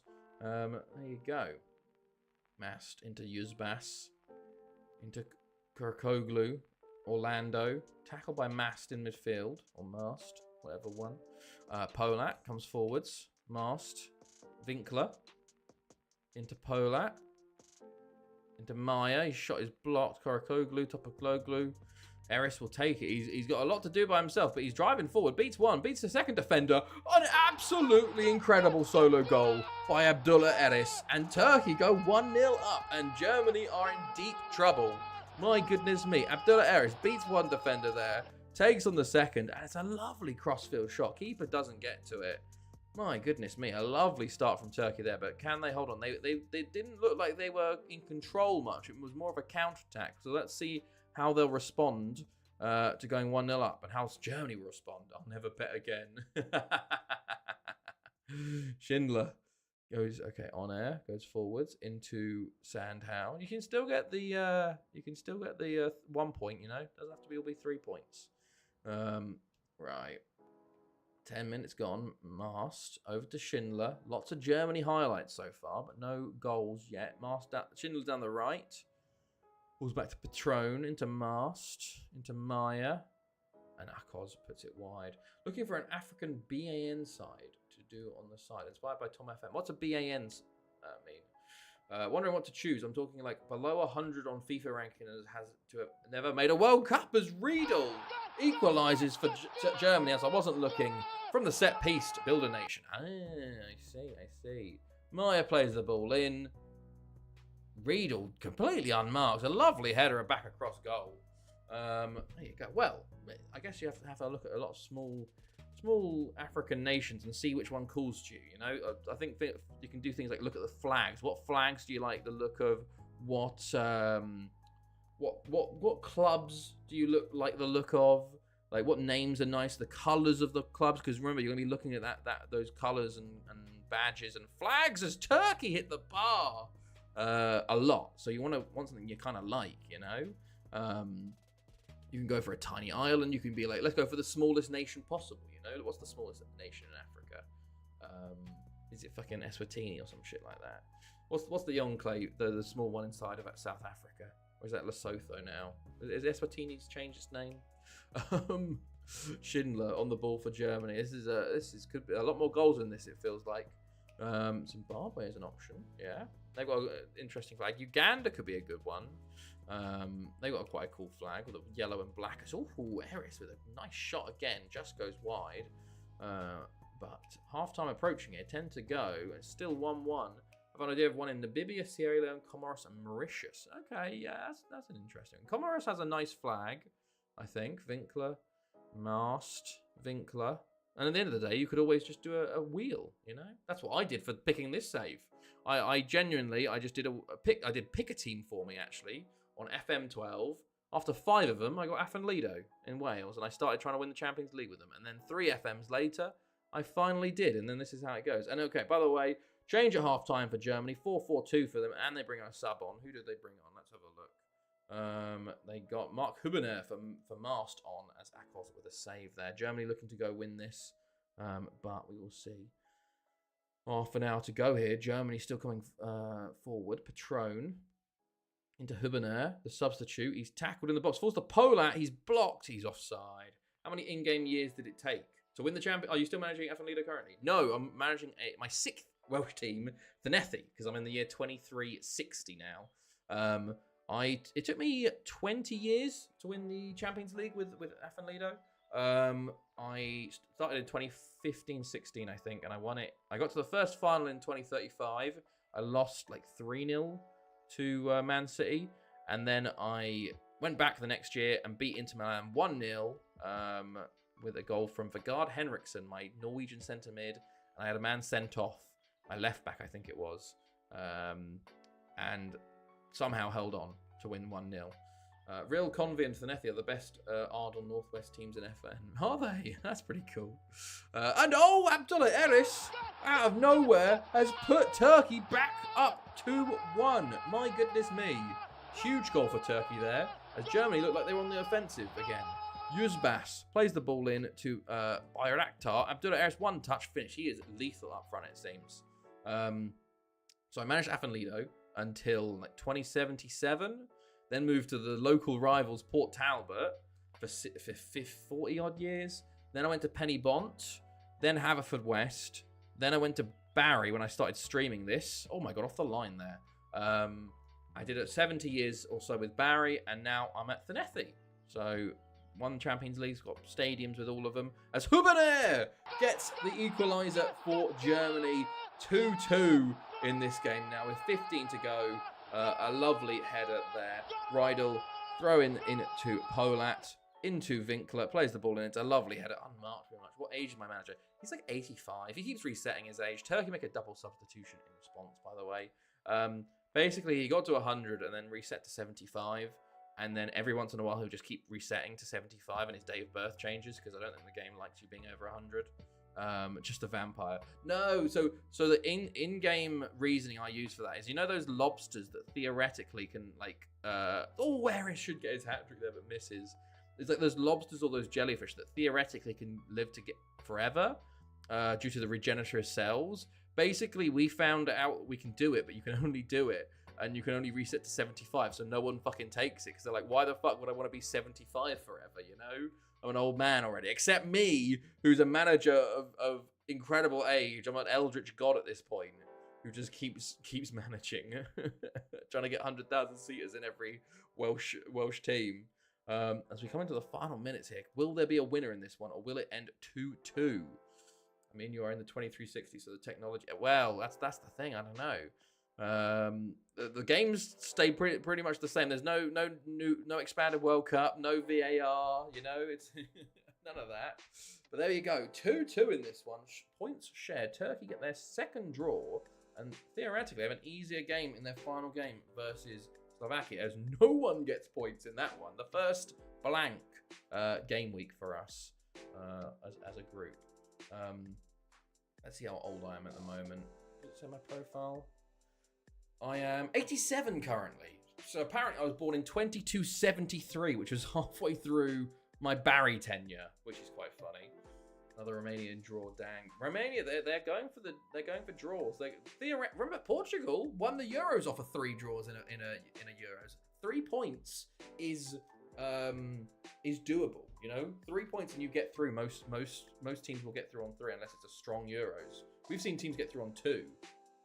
Next up, Austria versus Wales, which will be quite an interesting game, I feel. Austria, of course, coming off of their incredible shock win versus England, and Wales themselves coming off a very credible draw versus Belgium. I'm going to go 2-0 Wales, though, here. But let me know what you guys think. Just found a guy who has played for Lokomotiv Prague, UNAM, University of Namibia, Dynamo Sibili 2, and then Dynamo Sibili first team. Wow! Grauman goes 2-1 Austria. Okay. What else are we going for here? It's funny, there's England, Belgium. We're like, now we want to watch Wales, Australia. I keep saying Australia, Wales, Austria. Right. Let me hear your predictions for this one. That was good, yeah. That's all fine.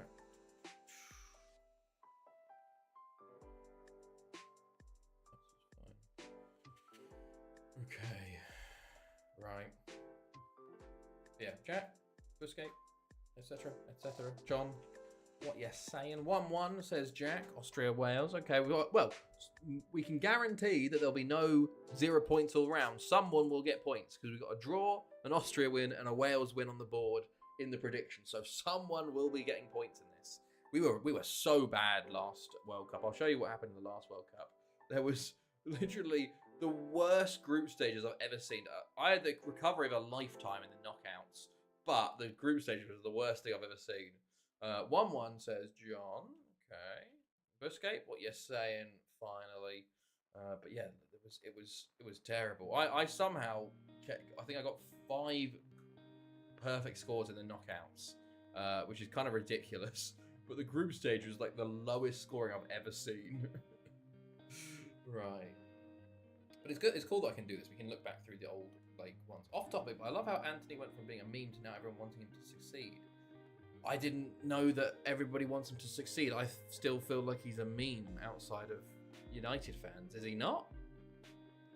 Why does everyone want him to succeed now? Maybe United fans want him to succeed, but I think most people still think of him as a meme. I still think of him as a meme, unless I've missed something important that's going on here. Right, let's have a look.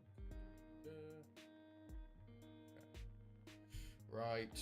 Well, let's call it then. Last calls, because we got to move on. United want him to succeed so they can sell him. To be honest, I think that's every club, you know. With oh wait, we're gonna watch France Portugal tomorrow. That's a big day of games. That is right. Let's go. Last call. Austria Wales. Wales are favourites going into this. Right. So it's a 4-4-2 DM again for Austria. Meanwhile, Oh, okay. Wales are going with the Kuwaiti formation. They've got our former youth intake, Dario Roberts, who's half Argentinian at centre-back. They've got Afizi Othman, our current boy, at centre-mid. Barry Davey playing attacking mid, interestingly. And Newman up top. Do we have anybody else here? Cho Byung-gyo, half South Korean he is, which is quite funny. Paul Starkey, currently at Lido. Newman, I think you're at Penny Bond, something like that. Right. Red for Wales, white for Austria. A really important game for both teams. Austria, though, have that big win. So even a draw helps them out. But I think Wales realistically need to win this as they have England in the final game week. So they need to get all the points that they can now. They got the draw versus Belgium, but it wasn't late. They could have kept their win there. But they had equalised. Belgium equalised late for them to drop those 2 points. So this one is the all-important game. We've seen before teams on 0 points after 2 game weeks win on the final day, go through on third place. So it's very important to hit that 3-point mark. But Wales start well. Powell, ball in, cleared initially. Binder will clear, or Binder. Thiago, was he the goal scorer? I think he was. Frater on the ball for Wales, into Othman. Othman and Davies a good combo for Wales. They should be doing well with this. To be fair, they did qualify above, I think above Belgium actually for the Euros. So they are good. Dario Roberts there, falls to Kaiser, falls to Budimir. Wales have got to a final of the Euros. They lost to Ukraine. They were completely FM'd in that game. Oh my God, Thiago so nearly puts Austria 1-0 up there, hits the post and the keeper saves it. Wales free kick, Powell into Othman. Over the bar, big chance Wales there as well. Okay, 15 minutes gone, 20 minutes gone. Powell free kick, Nilsson will save. Let's see if we'll see some Nilsson heroics again from the Austrian keeper. He's just... Oh, and Barry Davey injured. Jamie Loveless comes on, but that's a huge miss for Wales. We'll have to see what his injury is like. My goodness, that could be like the Chierici one for Italy. Oh, okay. Wales will have to play 60 minutes without him here. But he's their goal scorer. He's their main man up top. So it's a big blow. And as we can see, things have petered out chance-wise. There's one more before the half as Morgan's got it for Wales here. Into Powell. Hello, Nizzy. Hello, how are you? You join us in the group stages of the Euros as Wales are taking on Austria. Powell with a good block. And out for a throw in here. And that is half-time. No changes either side, but here you go. Right. Kaiser, Turauer? I don't know. Rita, Turauer, Budimir, Jones, Frater. How are you, Nizzy? How's your midweek been? Ball into the box. It's cleared. Powell. Jones, ball in, it's cleared. Powell, shot blocked. Othman, Lloyd, Loveless, cleared. And Austria 2-on-2 here, but a good tackle by Roberts. Dombrowski comes on for Stickelberger for Austria. Peischel comes on for Becker for Austria. Half an hour to go. Wales have a throw in. Powell, shot blocked, and it is cleared by Austria again there. Tom Weiss comes on for Thiago. Pritchard comes on for Toby Jones. And they have the ball now. Just home from kids football. Looking forward to the NFL draft tonight. Fucking 49ers and Raiders have 11 picks. How the hell have they got 11 picks? Oh my God. Jesus. How was the football? Nilsson with another save. I forgot it was the draft tonight.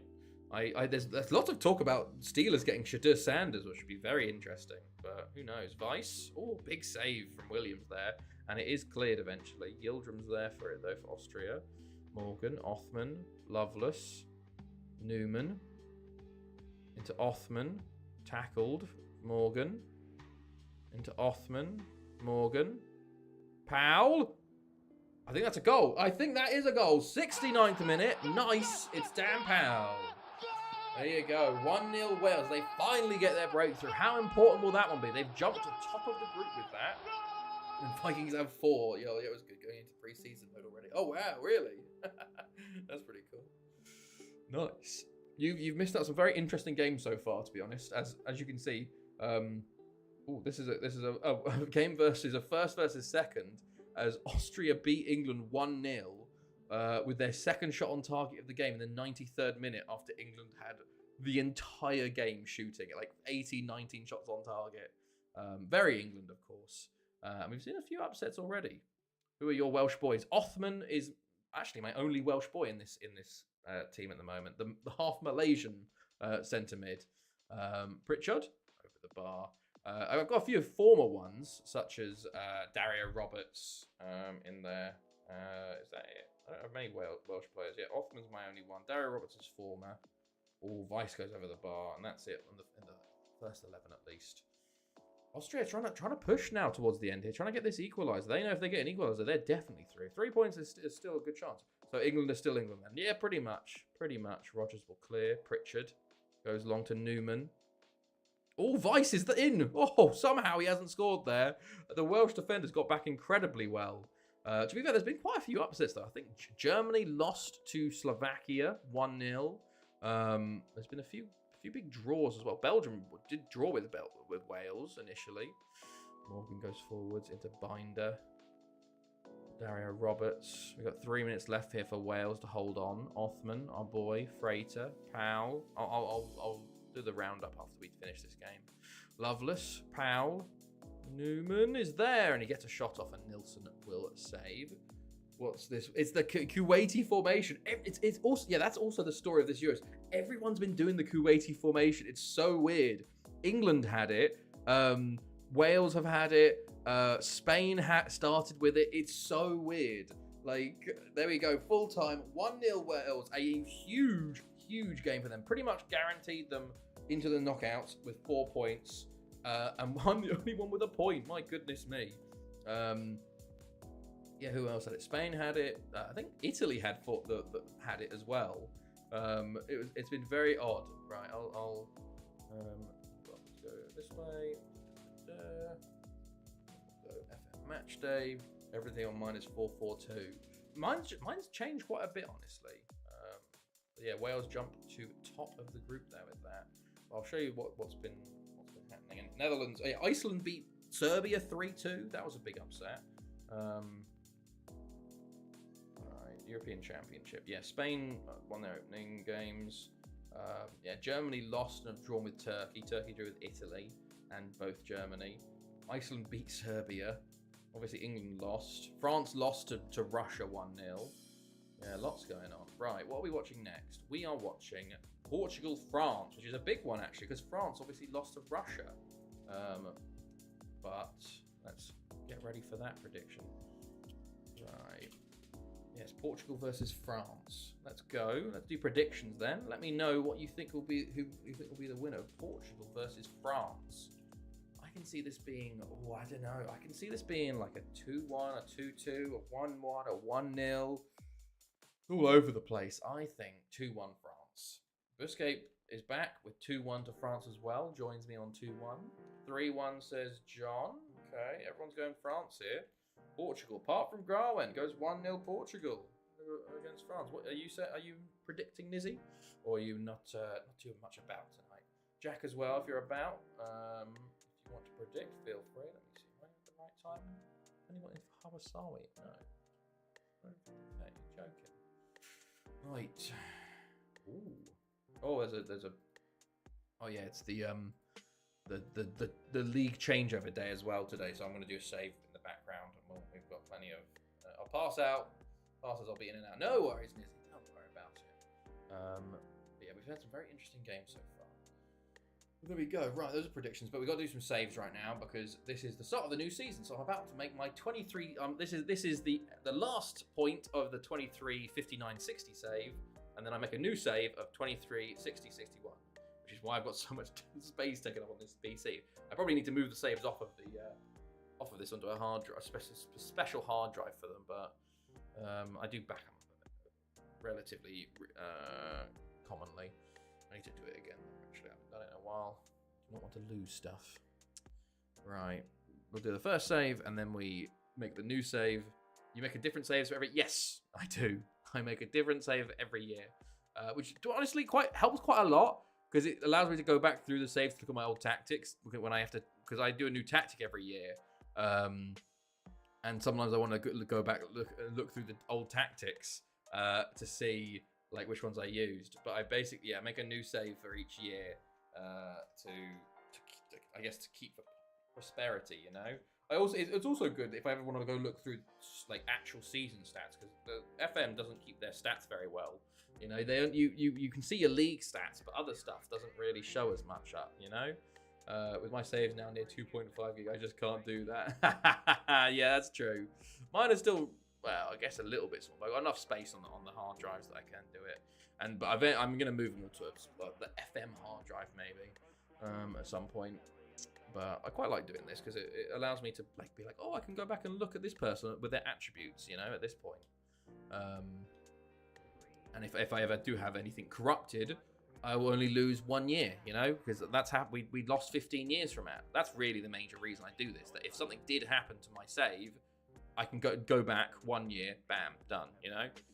It's 2 gig. I think it is the 2 gigabit limit. I think we're at 0.9. However, we as we said, I don't know if you were there, John. We were talking about how we can go another like 500. I have 4 terabytes for just that purpose. I need to buy it. I've got a few hard drives that are kind of got backups elsewhere, but they got loads of other stuff on it. But I need to have one specifically for it. By the way, Belgium England draw 1-1, and Belgium with a 92nd minute equaliser. England, poor England, absolutely dominated, and they've got 1 point after 2 games. They're going to be, Wales are going to get the shit beaten out of them, it seems. Right, all time, where are we? We've jumped, we're still at 48. We are catching, we're catching. We've got 47th and 46th in our sights. Single game, we are still 6th, and we're very close to 5th. Wait, I swear we were 5th. Maybe they've jumped above us. Maybe they're playing still. We're nearly top 5 though. Very close to top 5 here. And we've got a long way to go until 4th. We're never going to get... Well, no, I don't think we'll ever get to 1st, but we'll see. Right. Russia-Denmark draw 0-0. That's interesting. Okay. That was 1-1. Right, let's jump into it then. Portugal are favourites. 4-2-3-1 for Portugal. 4-4-2 for France. Do we know anybody in this lineup? Delaunay is there. He's our boy on loan at the moment. Franceschi's on the bench. Oh, Jack, Portugal 2-0. Forgot to get my thing in. No worries. You were just in time. Just in time, mate. As long as the game hasn't started, you know, no one scored. There we go. Right, blue for France, red for Portugal. Let's see. France. It's a very big game for France here, honestly. Portugal as well. They win their through. Even a draw, they're pretty much through. Okay, Portugal started Maurizio here, and he's obviously was carrying the knock from the last game. He continued it into this game with very poor conditioning. So we'll have to see how he does. Whether he picks up another injury as Montero shoots wide early on for Portugal. And Portugal come forward here. El Santos on the ball into Montero, into Sousa, shot blocked, and Andrade tries to get there, but it's cleared again. Portugal dominating early on here. France not looking great. To be fair, France did miss out on qualifying. They came second in their group and was one of I think they were the 9th worst second place team. The only reason they are here is they went through the playoffs and beat Hungary in the final. They lost to Hungary in the qualifiers, actually. So they are honestly very lucky to even be at this Euros, to be honest. So, and I guess that's showing their loss to France, to Russia. Cleared. Biancalani. It's cleared again. Raimundo and Kunku for France. Plays it to Gaspar Imbert. Talbi Imbert. Took their sweet time, but my director of football is now signing players. Hey, that's good. Thought it was a bug for a second. Didn't think think they go for players. Right. 16 minutes. Portugal on forward. Montero. Santos, Sousa, and that is a goal. 1-0 Portugal. And they have looked the more dangerous. France in real trouble. 0 points after 2 as things stand. Portugal look to be going through with 6 from 2. But there's still a lot of game left. Still 75 minutes to go. Will France respond here? Or Portugal continue to push? Okay, Gaspar onto El Santos. Sousa going forwards. Holding it up, plays it back to Rosa. S. Santos. Andrade. El Santos. Sousa. Bobby with a big save. And he's... Okay, giving away a corner there. Montero. Ball in. Pinto will clear. Montero. Shimpy will clear. Gaspar. Okay. Bobby goes along with it up to Talby. S. Santos. Souza. El Santos. Montero. Shimpy. Biancolani. Talby. Back to Biancolani. Over to Moha. Into Pinto. And there you go. There is your equaliser. France's first goal of the tournament, I think. Dario Pinto up top. Gets France back on level terms. And maybe will kickstart their tournament finally. It's a good goal in the end. Good work. Well-worked play from France. Diaz, poor from him. But 1-1. France back in it. Portugal looking to respond immediately, though. El Santos on the ball. Tries to play it in, and Kunku will take it out and clear it down the line to Talby here. Could France get a counter-attack here? Talby on the ball. And shot goes over the bar. For a second there was a chance. Maybe they've been rejuvenated now. Moha on the ball. Moha coming forwards. Takes a shot, and Diaz forced to tip it over. France definitely found a new lease of life here. Moha plays it in. It's cleared. Biancolani on it. Into Shimpy. Back to Biancolani. Over to Imbert. He's tackled by Maracinho, though. Diaz goes along with it. It's cleared initially, but falls to Santos S. Santos L and Kunku. Santos S. Montero. Bobby saves Santos L on the rebound, though. And Portugal retake the lead 5 minutes before the half. Portugal just too good with their attacks. Montero, good shot. Bobby, he's fallen into his own net there. And no one's there for the rebound. And he probably could have saved the second one too. Poor from Bobby. That's why you have Franceschi in goal. He saved so many. He started the European Champions League final. What? Pinto puts that way wide. Can't believe Franceschi's not starting. Diaz. Decided for my Africa builder nation it will be with Bellimere in Comoros. Oh, good luck. Hopefully it can go well. Have you got? I guess you got the extended database save. That'd be pretty cool. I do really like playing the idea of playing in Africa, and it's really a shame that base FM only has South Africa in it. You know, it's like, why have they not got more leagues in there? You know. I was Wonder Kid hunting and found 140 current ability, 116-year-old, 6'2" Argentinian defender can't sign for a year. Jesus Christ, that's ridiculous. How much have you signed him for? Do you mean he can't join for a year or can't sign for a year? Right. Delaunay comes on for Imbert at halftime. France push to a 4-3-3. They are going for it. They know they can't lose this game. They do have Denmark last. There's one more chance, but being on 0 after 2 would really be not good for them. But Portugal come forward here. Souza, it's cleared. Gomez on the ball. Plays into Santos. That was a great save from Bobby. That should have been 3-1. Portugal. Maracinho. I can't. They have to be 17 before they'll even think. Really? I didn't know that. Is it just England or can they move elsewhere? I didn't know that's a thing in the newer FMs. Is it for players from South America, particularly? Pinto will clear. Gomez. Moha will clear. Andrade. Gomez. Rosa. S. Santos. Borges. Gaspar. Over to Maracinho. Montero. Into Maracinho. Back to Santos S. Maracinho again. Montero. Santos S. Sousa. Oh, we've frozen. That's not good. And that's a penalty. That's a penalty. Apparently it's a harsh one, but Portugal have the chance to go 3-1 up here. Oh, and who's taking it? It's El Santos. And he scores. All the youth players, as far as I know, because they can't join until 18. They don't want to talk to you. Oh, okay. That's weird. That's very odd. There we go. El Santos. Oh, Christ, we're having a bit of problems here. There we go.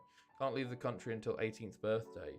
Is that for South America? Because 16-year-olds join me from Europe here in this save. I know with 18-year-olds it's South America on this save, but I can still sign them when they're 16 on this save. I think I'm signed at 15. It just takes 3 years for them to get here. Right. France are in trouble, though. France are in real trouble as Portugal push forward, because goal difference will be important as well. Montero, Santos, because at this point, really, they're going for that third spot. South America, okay. At this point, they're going for that third place position, and then the third place position isn't head-to-head. It's on goal difference between the other third places. So they're already a -3 goal difference, which is not great.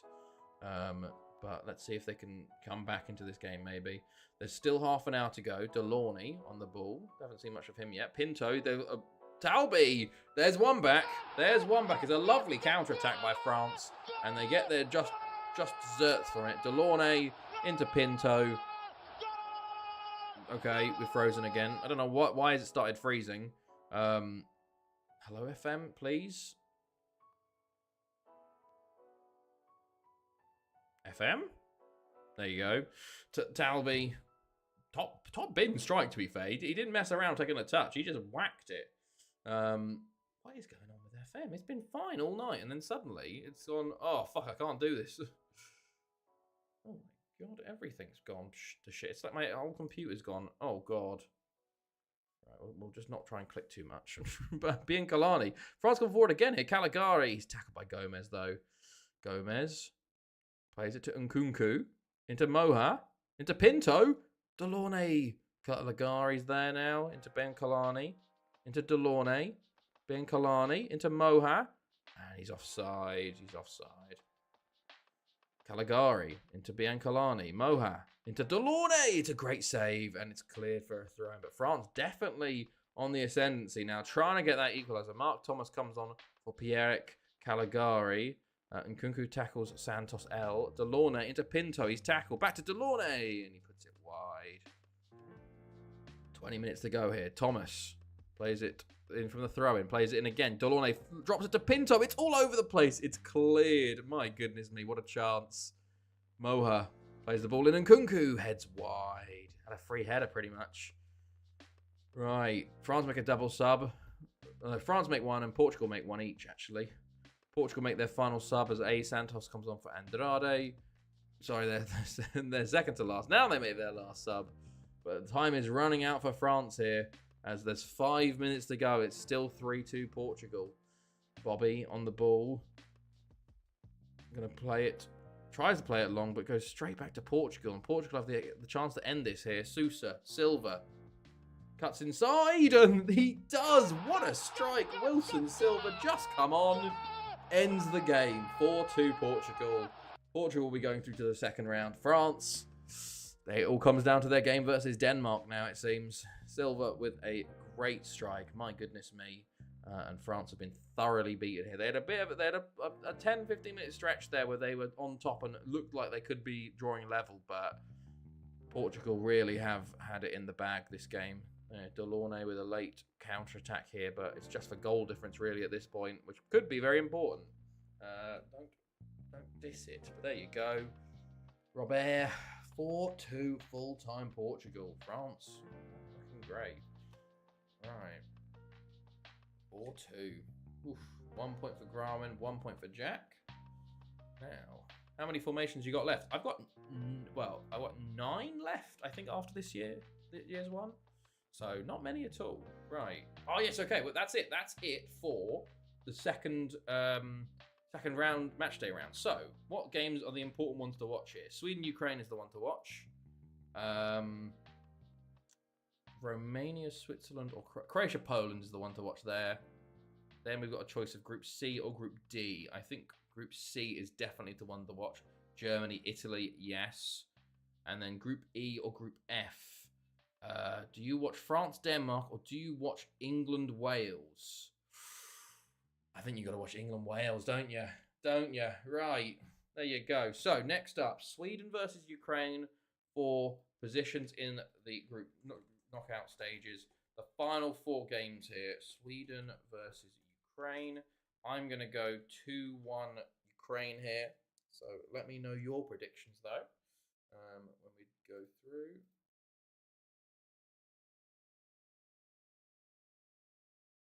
Good stuff.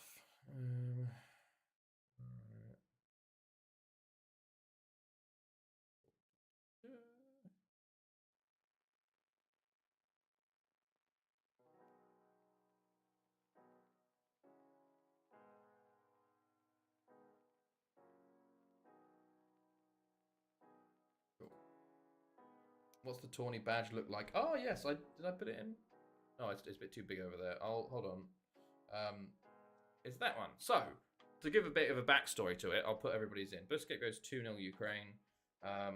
Basically, I was looking for Poland and Ukraine. John goes 3-0, and I found on the Wikipedia for the Poland-Ukraine border those border poles on the right and the left, and I went, oh, that's really cool.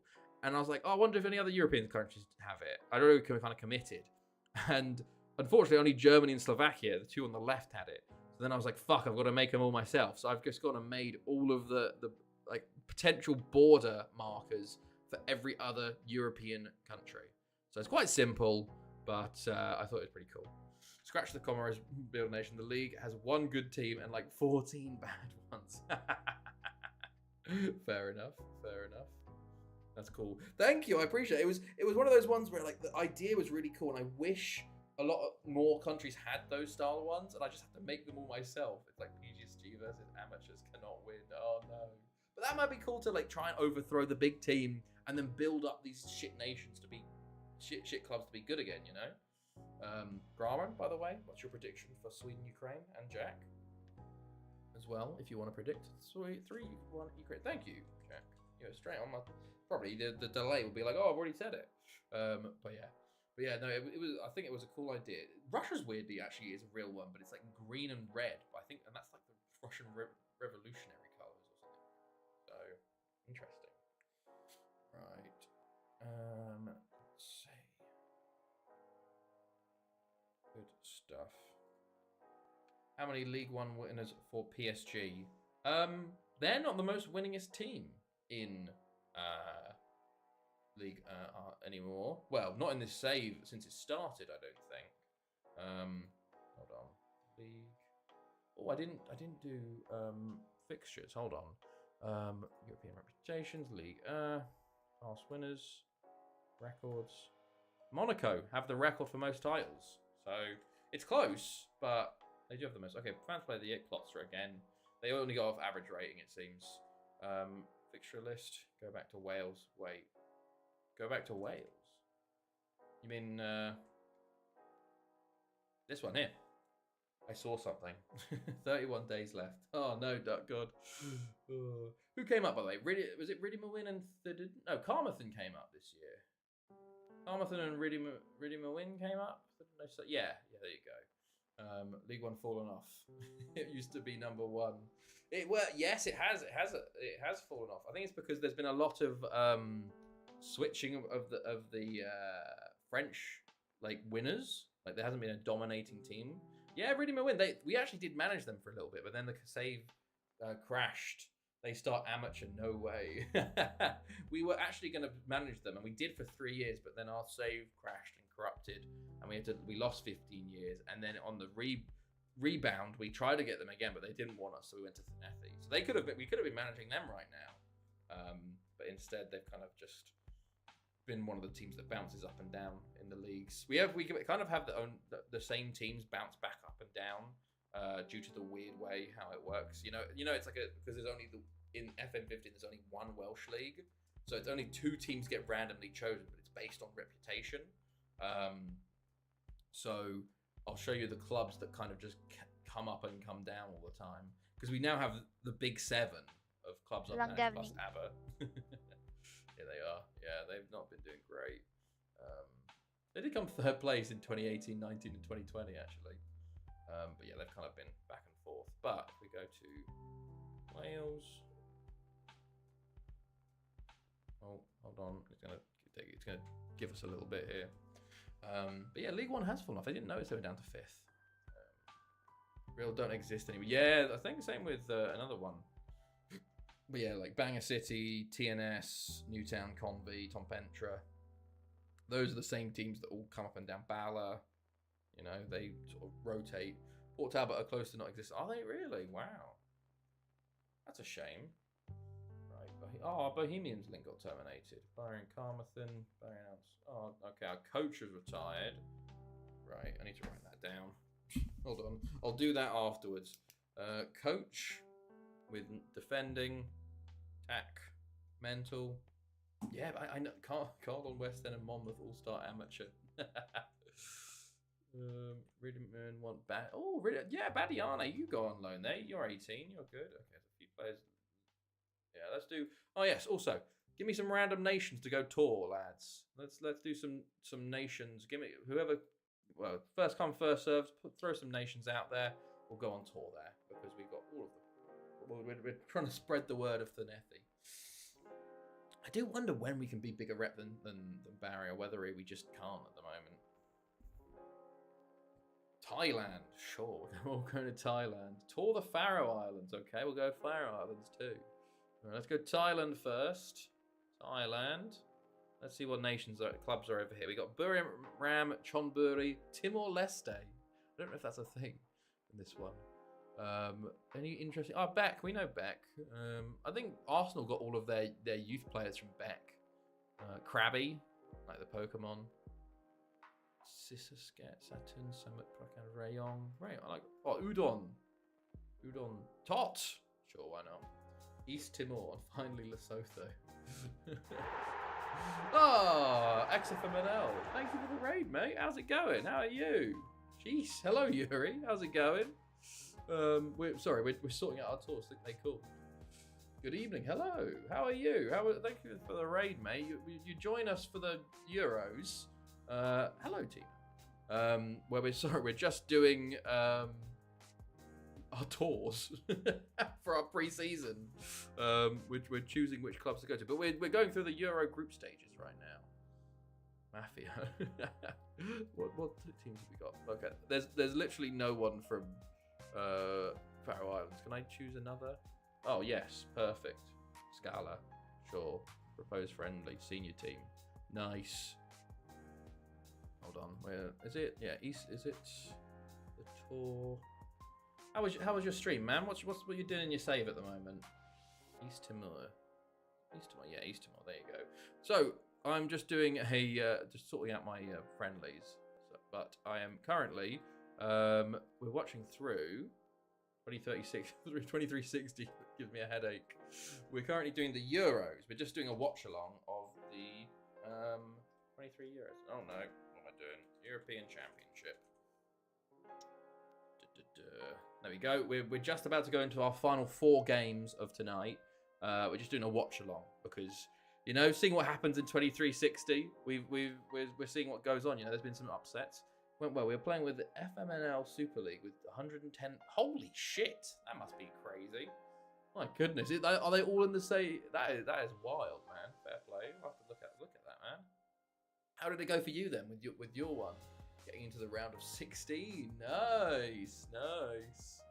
Yeah, we're just about to hit the knockouts. So we got the final group game. So we've got some interesting results. Germany currently bottom of their group, losing to Slovakia and drawing with Turkey. They got Italy as their final game. England have lost to Austria and drawn with Belgium, so they're bottom. And France have lost to both Portugal and Russia, so they're bottom of their group too. So we're just about to do the last games here. But we were sorting out our friendlies with our Welsh teams, Thanethi, for this new season for 2360. This is our FM save. However many years, like 344 years in the future now. We play one match every week. Today, Rowan, who played World Cup for the Netherlands and Dutch FM, ate the last FMNL content. Creators who are in. Ah, okay. Fair enough. That sounds pretty cool. Right, there's our things going. Right, there we go. Cool. We're ready for the game. But yeah, we basically can't wait to start with Radio Moon FC after that rise in your save. We organised the tournament. Have like a BBC studio on Sunday or match with Sky Sports, whatever you want. Oh, that's awesome, man. That's very cool. Very cool. I have my own BBC Sports style predictor for this. So we do for each match we do a watch along. We do predictions, and it's like the old BBC Sport predictor where you get a point for the correct result and 3 points for the correct scoreline, and then everyone has points and points per game. So it gives us a little bit of extra incentive to watch, whatever you want to call it. Yeah, no, I get you. That's very cool. I have to check it out. That sounds awesome, man. There's a lot of production gone into that, obviously. My goodness me. Oh, well, I like to keep the audience in. Well, I like to get it gives you a reason to watch. You know, I also do it like you can do like a command to get a random team to follow along because I feel like sometimes I think it's quite fun to watch international tournaments because when you're not managing in them, it's like okay, what the fuck is the AI gonna do? You know, and then also having your predictions on each game gives you that extra incentive. And we've seen some really cool things. We do it every year as in World Cup. Like we've seen. What did we've seen some crazy runs. Romania getting all the way to the Euros final. Mexico finally winning the World Cup after 5 finals losses, etc. Ukraine winning the World Cup twice. Paraguay have just won the World Cup, actually. That was a big one. Yes, KNVB helps out too. Staff is wow, Jesus, man, that's a proper thing going. I'm a one-man team. I'm a one-man team over here. I just do it all myself. But nice. Right, let's jump into this, though. We got Ukraine versus Sweden for a place in the knockouts here. Spain have pretty much already gone through this group with the opening 2 wins. Ukraine, of course, host. They did beat Scotland, and Sweden only on 1 point so far. So this game really is the decider. Sweden are in the dark blue, and Ukraine in the light yellow. As Jakobsen with a big save early. Of course, Spain are playing Scotland. Scotland also, because it is the best, the 4 best third place teams in the Euros. Scotland have a chance. If they can beat Spain, there is a chance, you know? Technically, some teams have gone through on 2 points as well, so we'll have to wait and see. But Ukraine have the ball here. Martinov takes a shot, goes over the bar there. Okay. Martinov on the ball. Into Yeremeev. Into Nikonov. Beats his man. A great save. Johnson will clear. Unfortunately, Sweden aren't very good in this. But Ukraine, multiple World Cup and Euros winners in this. And Spain have taken the lead there. Malone own goal, which probably relegates Scotland to bottom of the group for the time being. 3 years, 10 months now. God, nice. But that's awesome. Thank you again for the raid, mate. I'll have to tune into your next tournament. You know what? The knockout rounds, because that sounds very cool. Right. Oh, Nikonov! And there you go. There's 1-0 Ukraine. And with that, they're pretty much confirming their spot in the second, the knockout rounds. And Sweden in a bad position, actually. They are down to 1 point. That's probably not going to get them through. I don't know if we've ever seen a team get through on... I think we've seen a team get through on 2 points and like a -1 or -2 goal difference. But I don't think we've ever seen a 1-pointer. Would be hilarious if it happens, but I don't see it happening, honestly. As Ukraine, okay, foul there. Should I pull this over? No, it doesn't matter. Okay. Right. Sweden need to get back into this one. Yefimov coming forwards. Dahl with into tackle. Jakobsen. Udenyas on the ball now for Sweden coming forwards. Into Bergstrom. Dahl on the ball. Back to Lundberg. Segedal. Bergstrom. Lundberg. Dahl. Udenas. Good play. Jakobsen. He's offside. Good save by Kuznetsov anyway, but offside there. Right, half an hour gone. Spain are 2-0 up now. Sasadas with his 6th goal of the group stages. My goodness, he is working for that golden boot, which also hilariously means he will be dropped for the knockouts, because that's how AI international managers work. They'll play him for the first knockout round and the quarters. They'll drop him for the semis and the finals, or some stupid thing like that. Olofsson wins the ball there. Jakobsen on the ball. Putty intercepts now. Yefimov down the left. Still holding on to it. Got Krokmal on the left. Plays it back to Yefimov. Hits the side netting. Big chance there again for Ukraine. Nice play.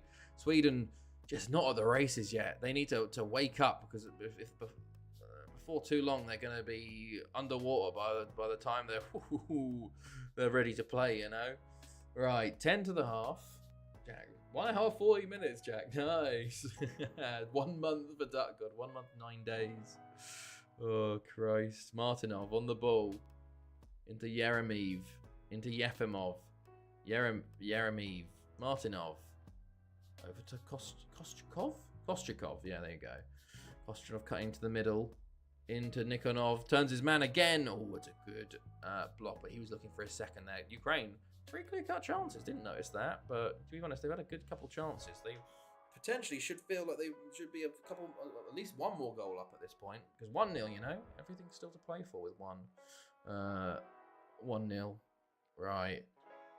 Half time is approaching and it's here. Will Sweden change it up? No, Ukraine change it up with with Adamenko coming off for Martinov, and they switch to a 4-4-2. Sweden, interestingly, not altering from their terrible first half. We'll see if this continuation, they can turn it around, or whether Ukraine will shoot themselves in the foot by changing formation. Maybe. Yefimov shot is blocked. Bergstrom will come away with it. Still going into Dahl.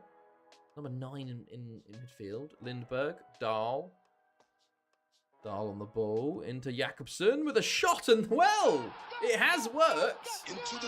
Danger zone. Daniel Jakobsen levels it up for Sweden.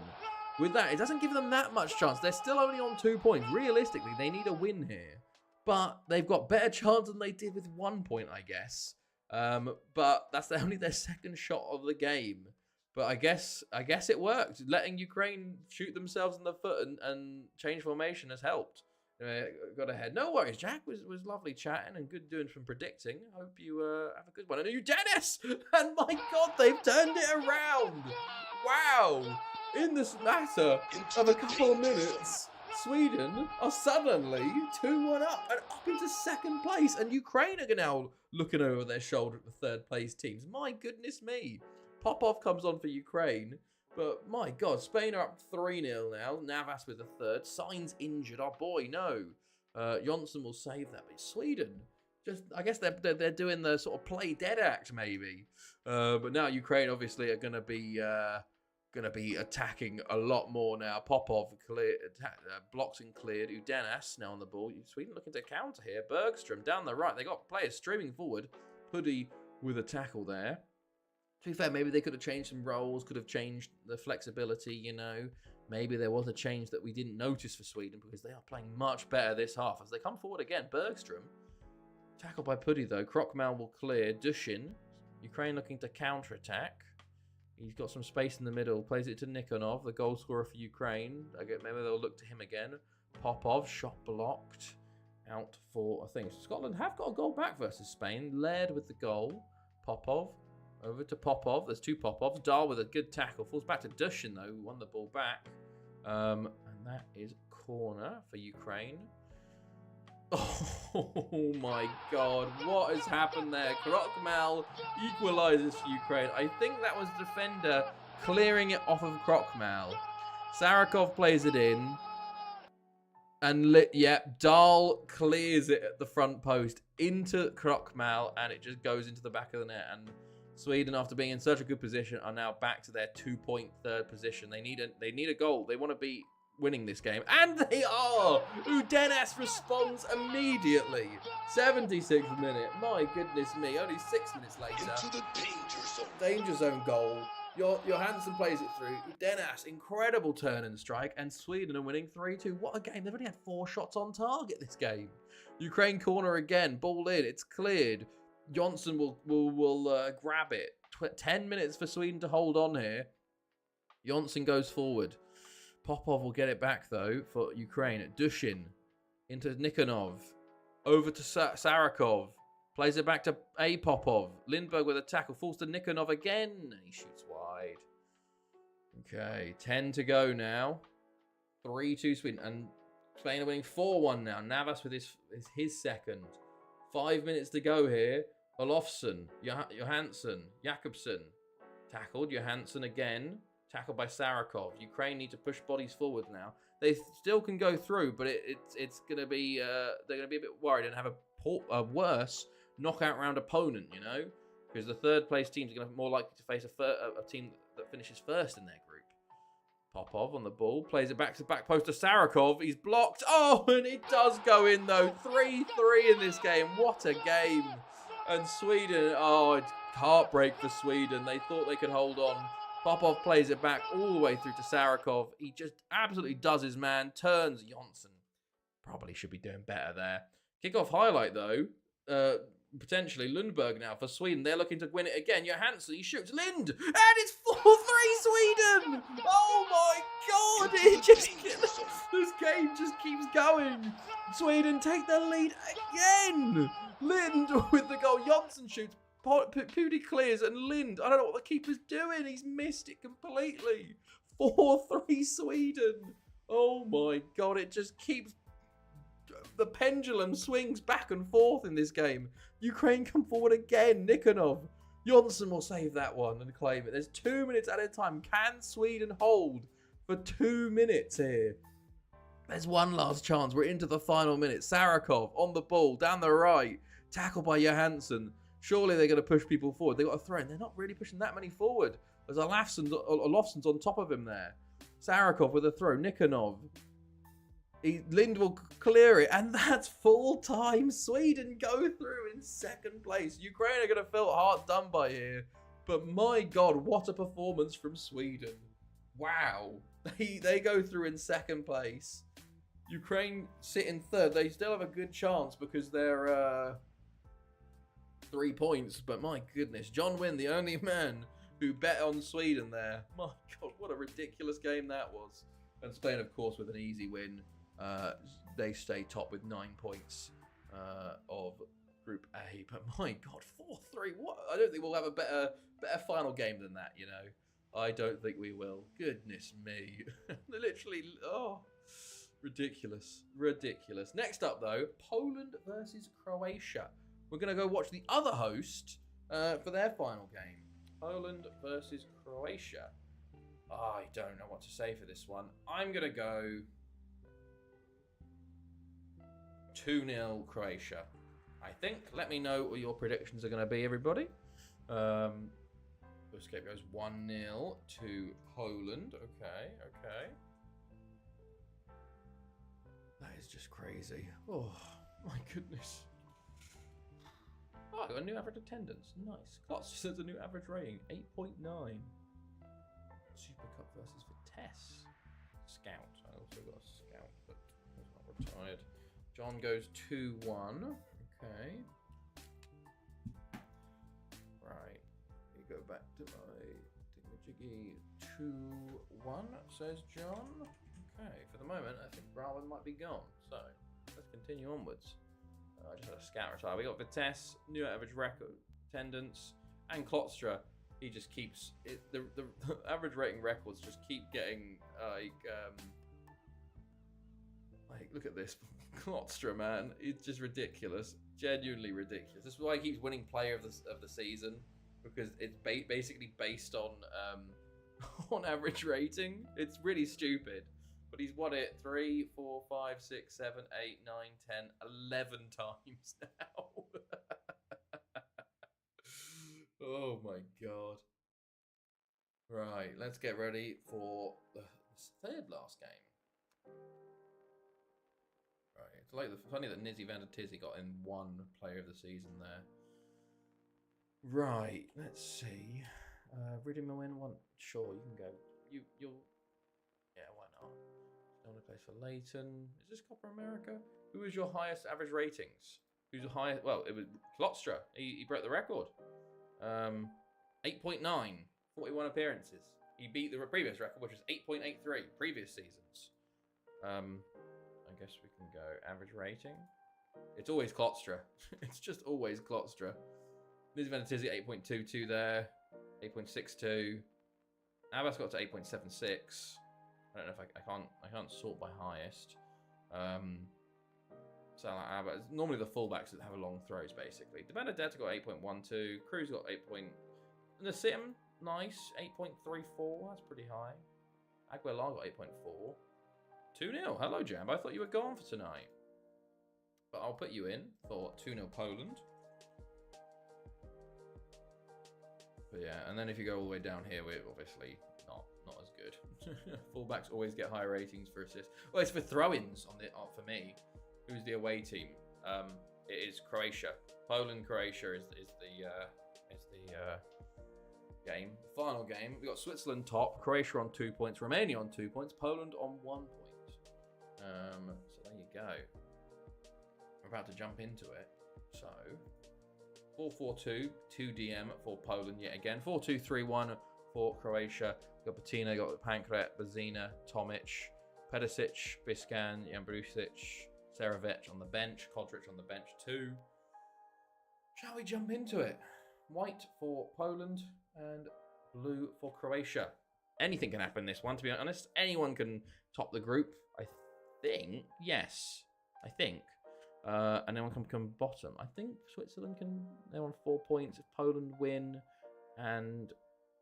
No, Switzerland I think can come third lowest. So they've, they've pretty much qualified at, well, nearly qualified because they're on minimum they can have is 4 points.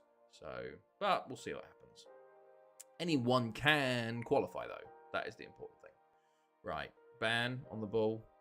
Ganzo tries to tackle him. Ban doesn't gets through. Milnaric, Ivankovic, Pankrat, Milnaric, Pankrat. Okay, tries to put the ball in, but is blocked.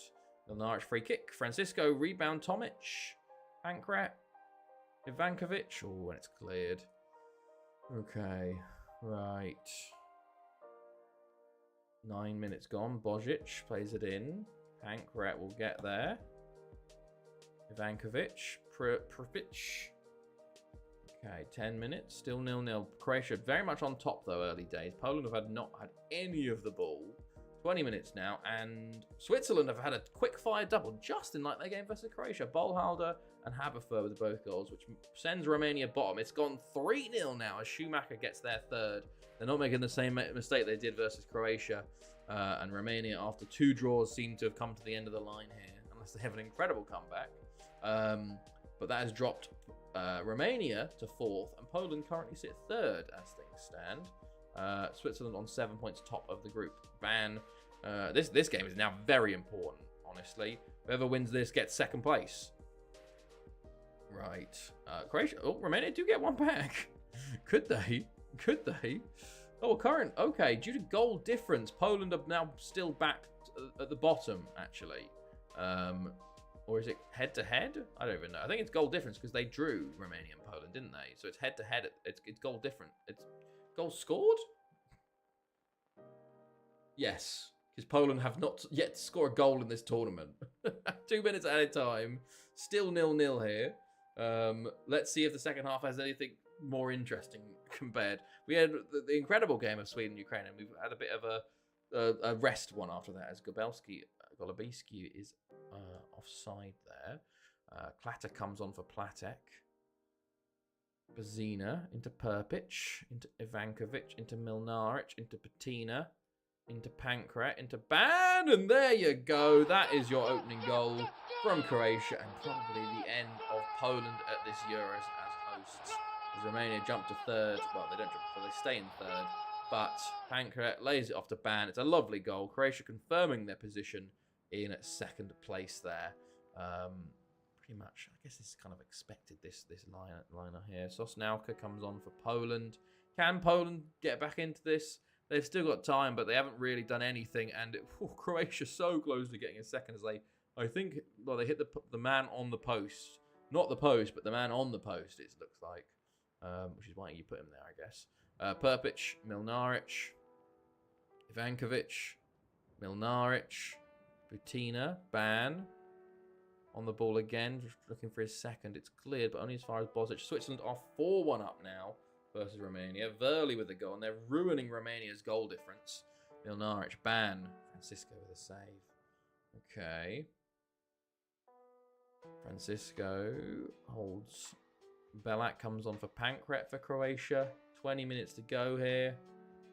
Milnaric over the bars. Croatia and Poland both make a substitution each. 15 minutes now, 10 minutes, and this game is just running away. Ganzo injured now. Poland down to 10. It's going from bad to worse for Poland, really. They have just not been good enough. You heard of the band Sleep Token? No, I haven't. I don't think so. What is that, Susie? Right, Butina, Ivankovic, Ban. I think this is just seeing the game out. Maybe they're going to try and get a second, though. Milnaric, oh, it's cleared. Klatter on the ball now for Poland. Goes down the line, Sosnauka. Tomic jumps in. Bazina, Jambrusic, Czarzuski, Tomic, Patina, Milnaric, Ivankovic, Jambrusic. Illegal Sipto. Sorry, what? Illegal crypto. Sleep token. Right, last 20 seconds here. This game's been a lot more boring than the Sweden-Ukraine game. But, you know, they're not all going to be bangers. Not all going to be bangers. Probably should have watched the Switzerland game wouldn't have been any more interesting because of Switzerland dominating anyway. But there you go. Croatia go through in second place. Romania will get third, and we say goodbye to Poland there. And, well, I'm the only one that says Croatia won that. Wow, surprising. Okay.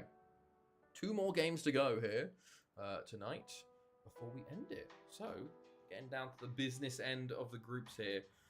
We've seen 4 teams go through already. We're going to see the next however many go through. I don't even know. But it is going to be Germany, Italy. These are the big ones here. The big hitters that could be upset and left out. Germany versus Italy. What am I going to say here? I'm going to go... I don't know. I'm going to go 2-2, I think. I think it could be a draw, honestly. John's going to go 3-2 Italy. High scoring. Okay. What you saying, Buscape? What you saying, Jambo, if he's still around? Or anybody else, if they want to predict. The background. Get to the game. Right. Let's see.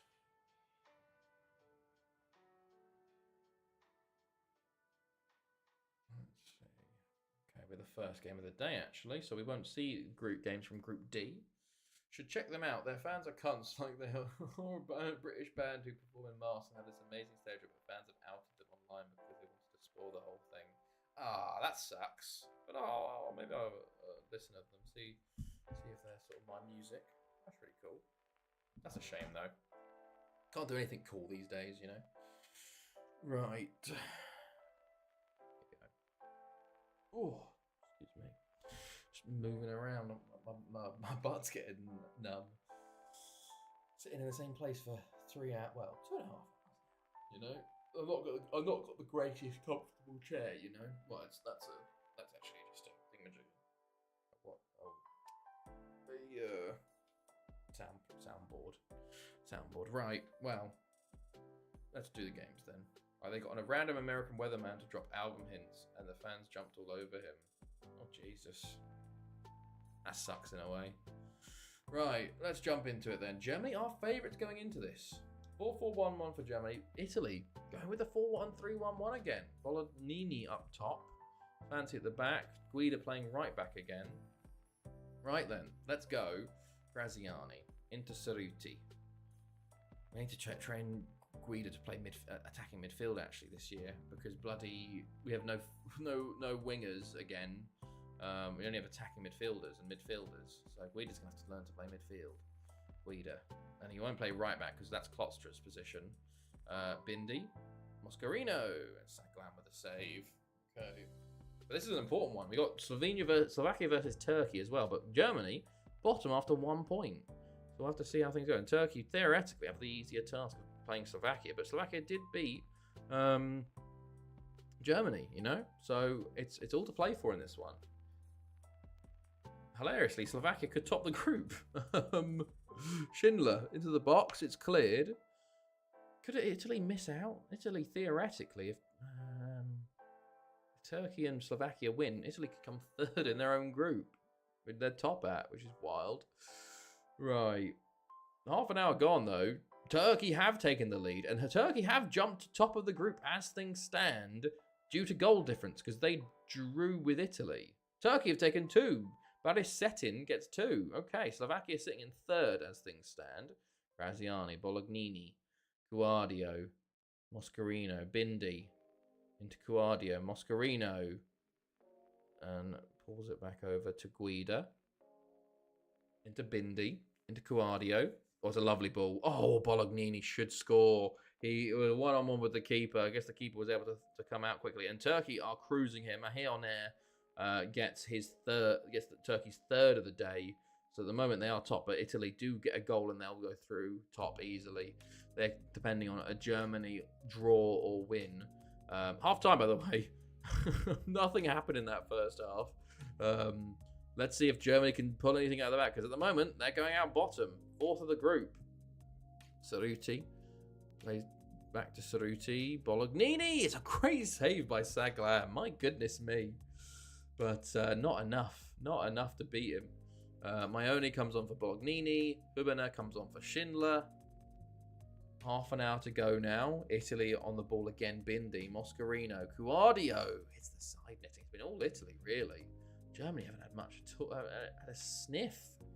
Pole comes on for Winkler. Here's Saglam with a free kick. Goes up to Lewandowski. Pole. Pole on the ball. Down the left. Pulls it back. Lewandowski. Hubner. This is to take them through potentially. Because I think they jump above Slovakia. And maybe even Italy. Hubner. Schulz. Hubner. Into Aiden. Into Riedel. Bindi will clear. Gagliardi comes on for Bindi. Guida free kick over the bar. Okay. Saglam goal kick. Goes long with it up to Polat. Maione's got it though. Number 3 up top for Italy. God damn it. Starnini loses it though. And Germany have it back. Pole on the ball. Coming down the left-hand side. He's got some space. He puts the ball in. And it's side netting from Polat. So close. Germany finding some edge late on here. But I guess they only need one, you know. Lewandowski. Polat. Down the line. Lewandowski. Oh, and just wide. Okay. Right. Cerruti. Gagliardi. Oh, Maya will clear up to Lewandowski. It's, Franzioni needed to win that header. Starnini. Cuardio. Maione. He's tackled. Aiden puts it forward. It's a one-on-one race. Fancy's come out for it and kind of giving it back to Germany straight away. Polat's on the ball. Guida intercepts that, but gets back to Polat. Pole, side netting for... They've only had one shot on target. There's a second, but it's not been good enough for Germany. You need to hit the targets when you get your chances, you know? Test the keeper a little bit. 5 minutes to go here. Still 3-0 Turkey. Still 0-0 here. Lewandowski on the ball. Into the box. Shoots wide. Okay. Slovakia do want to get one back, which helps their goal difference as Lewandowski hits the side netting. 3 minutes added time. Guida. It's cleared. Cuardio. Starnini.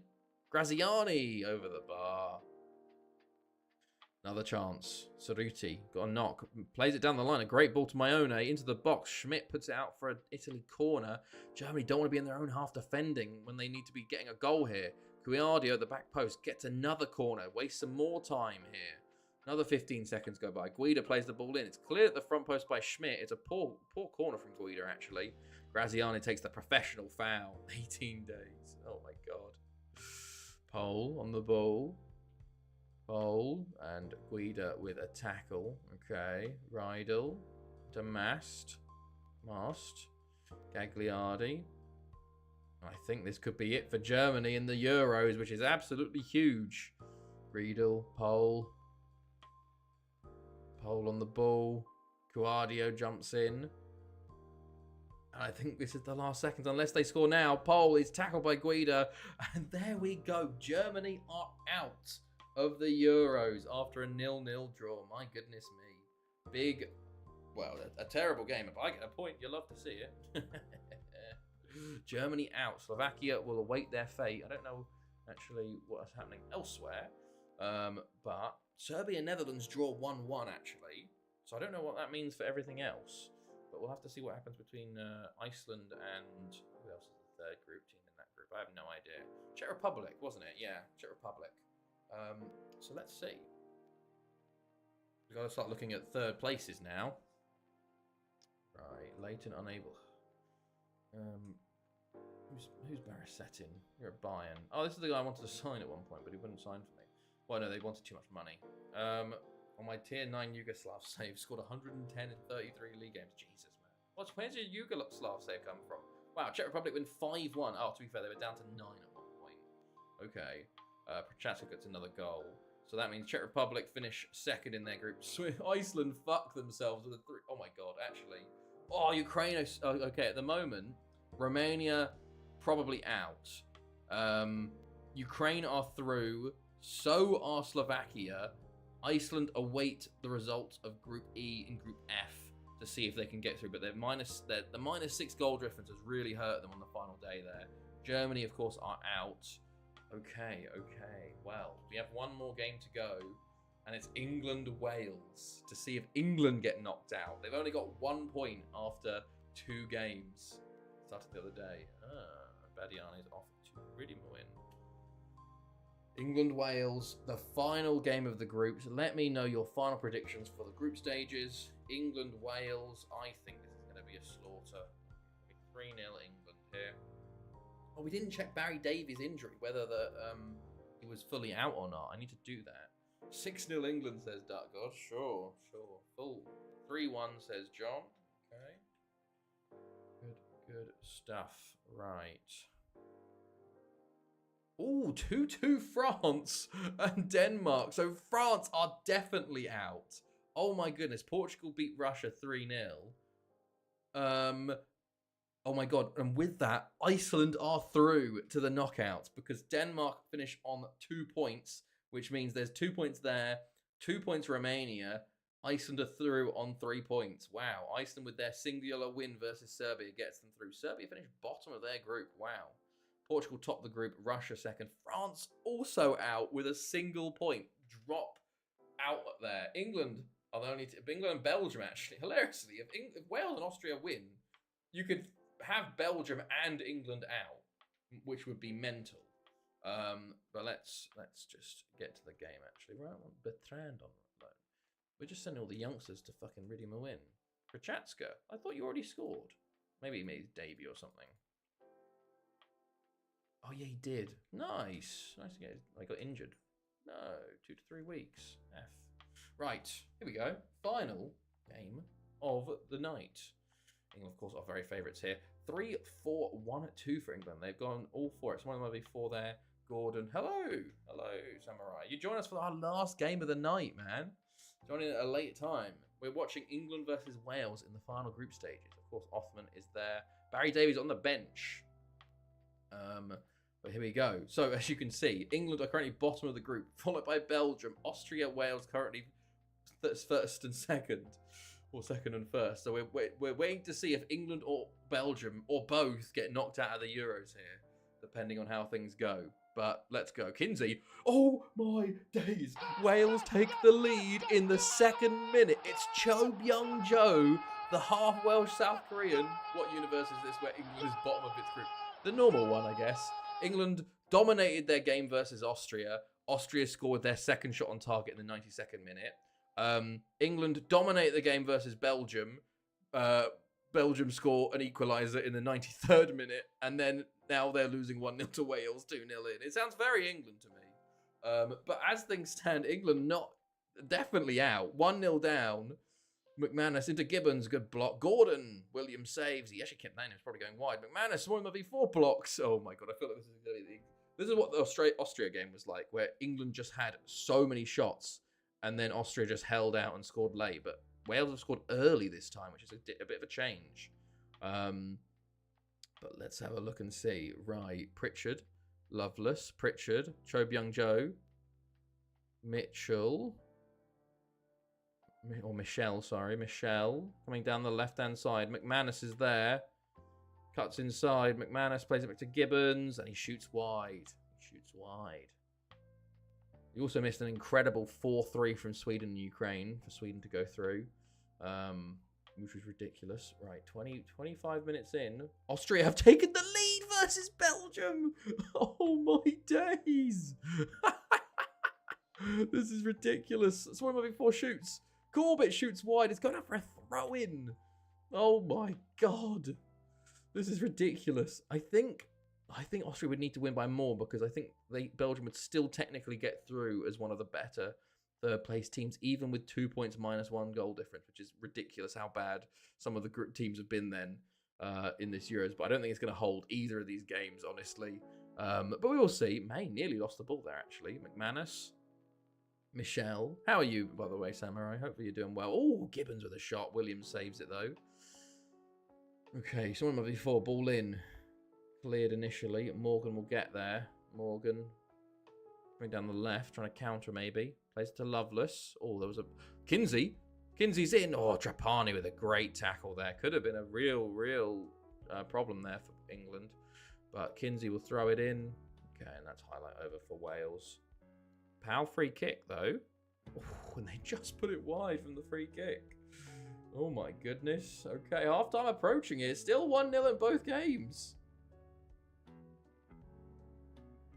There you go. 1-0 both games. Paul Starkey on for Loveless. And Wales switched to a 4-4-2 from the 4-5-1. Interesting. England stay the same. Can Wales and Austria hold on for another 45? England have the ball again, of course. One before McManus. Williams with a big save again. Michelle, ball in. Okay.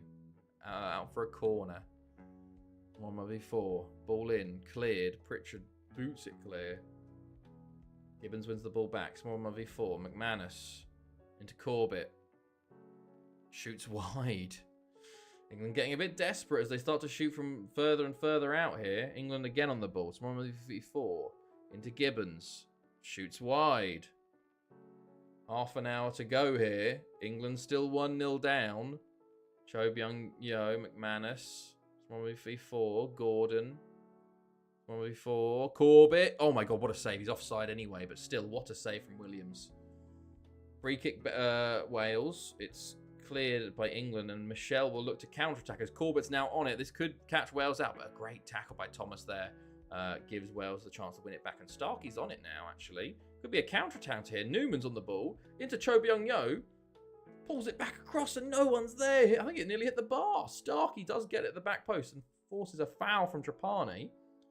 They're going to take the set piece as well. They're going to take the free kick, are they? Yes, Powell to take. There's literally no one in the box. There's 4 players in the box. And 1, 2, 3, 4, 5 defending. Of course it hits an English player. Cho Byung-yo does pick it up though. Tries to play it in. And England will try and counter-attack here. Corbett now on the ball. Morgan, Gordon now gets it for England. Powell tackles someone before, but Stupple will pick it up again. Someone before. Gordon again. Back to Stupple. Someone before. Into Stupple. Plays it in. It's cleared. Someone before. It's cleared by Cho Byung-yo. Coulson will get it again. Okay, England throw in this time again. McManus. Cleared initially, but Gordon's there. Stupple again. Morgan with a good tackle and maybe a chance to counter here. Morgan into Othman, but they kind of get a bit messed up with it. It's bouncing around all over the place. Corbett comes forward for England with it. Shoots over the top. Austria 2-0 up. Oh my god. Cho Byung-yo's injured though. Modi Isa, another Welsh Malaysian comes on. Tom Peters on for McManus. Carl Lloyd on for Dan Powell. Oh my days. Oh my god. To Lloyd. Newman on the ball. Into Starkey. Oh, it's 2-0. It's 2-0 in both games. What is going on? What is going on here? Oh my days. Newman. It's an incredible ball. Starkey times his run to perfection. And it's 2-0 Wales versus England. And England are surely out. They need probably 3 goals to even get through to the 3rd place position. And that's it. Oh, Belgium do get one back in the 89th. How important will that be? Wales are down to 10 for the last minute here. Oh, I think that Belgium goal might have actually kept them in the Euros, hilariously, which sucks. Gautier with 89th minute consolation potentially for Belgium there. But England look like they're going to be going out bottom of the group here. 2-0 as Austria do also beat Belgium 2-1. My goodness me. Well then. 2-0 Wales. No points for anybody there.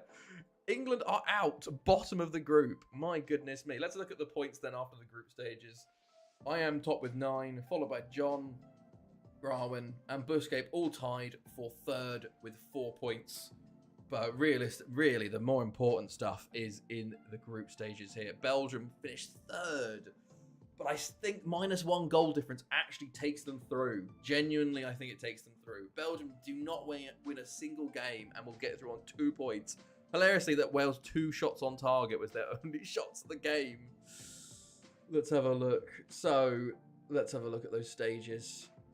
Belgium qualify. Denmark. Oh, what? Is it goal scored? It's goal scored over Denmark. And Romania on -3. Literally. That goal kept Belgium in the Euros. I actually cannot believe it. How have they got... If they win it, I'm going to be fuming. Drew 1-1 to Wales and England and then lost to Austria. Oh, My God. Well, let's look at the second round here when the draw's done. But what a how many shots and how many on target did England have? It was ridiculous. We'll go through and I'll show you. But my God, England will be raging over this. Actually raging. But let's look at we'll look at England first, and then we'll look at the knockout rounds. So, impotent England. Oh, right. England, they are going to be... Oh, can you imagine if this happened in real life? There would be riots in the streets. Losing to Austria and Wales, drawing with Belgium. Look at this. So, first game of the groups. We watched this one. 36 shots, 15 on target. Austria get their first highlight of the game. Their second shot on target. Win it in the 93rd minute. 1-1 versus Belgium. 35 shots, 17 on target. Belgium, 6-3. 92nd minute. 2-0 loss to Wales. 29 shots, 9 on target. Wales have 2 shots on target and score 2. England just got FM'd 3 times in a row.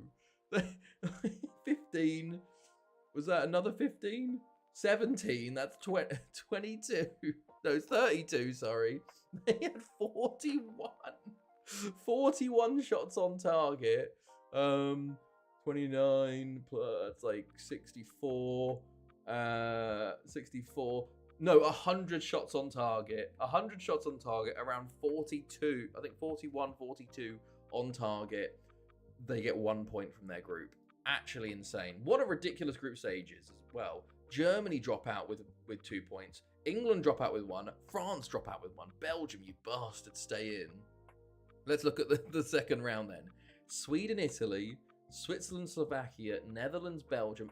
Spain get sorry, I thought that was Belgium for a second. Iceland, Spain, Turkey, Ukraine, Austria, Portugal, Wales, Czech Republic, Russia, Croatia. What a wild knockout this is going to be. So what ones are we going to watch here? I think you've got to do... I think Switzerland, Slovakia is a cool one. I think you've got to do Iceland, Spain. You've got to do Iceland, Spain. And then Wales, Czech Republic. Yeah, I think those are the ones we watch. But my goodness me, England knocked out of the Euros. Wales get through. Just ridiculous. Wales top the group as well. With a draw with Belgium and beating England and Austria.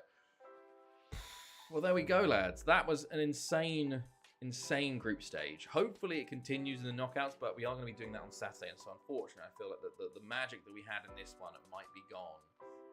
But yeah, there we go. Thank you for joining me. I hope everyone has a good evening and a good rest of your week and good start of your weekend. We'll be back on Saturday, same time as usual. Well, the new usual for the knockouts to see who will win these Euros. Will it be a big team or will we see an upset? Who knows? But have a good one, everybody. And I'll see all of you guys next time.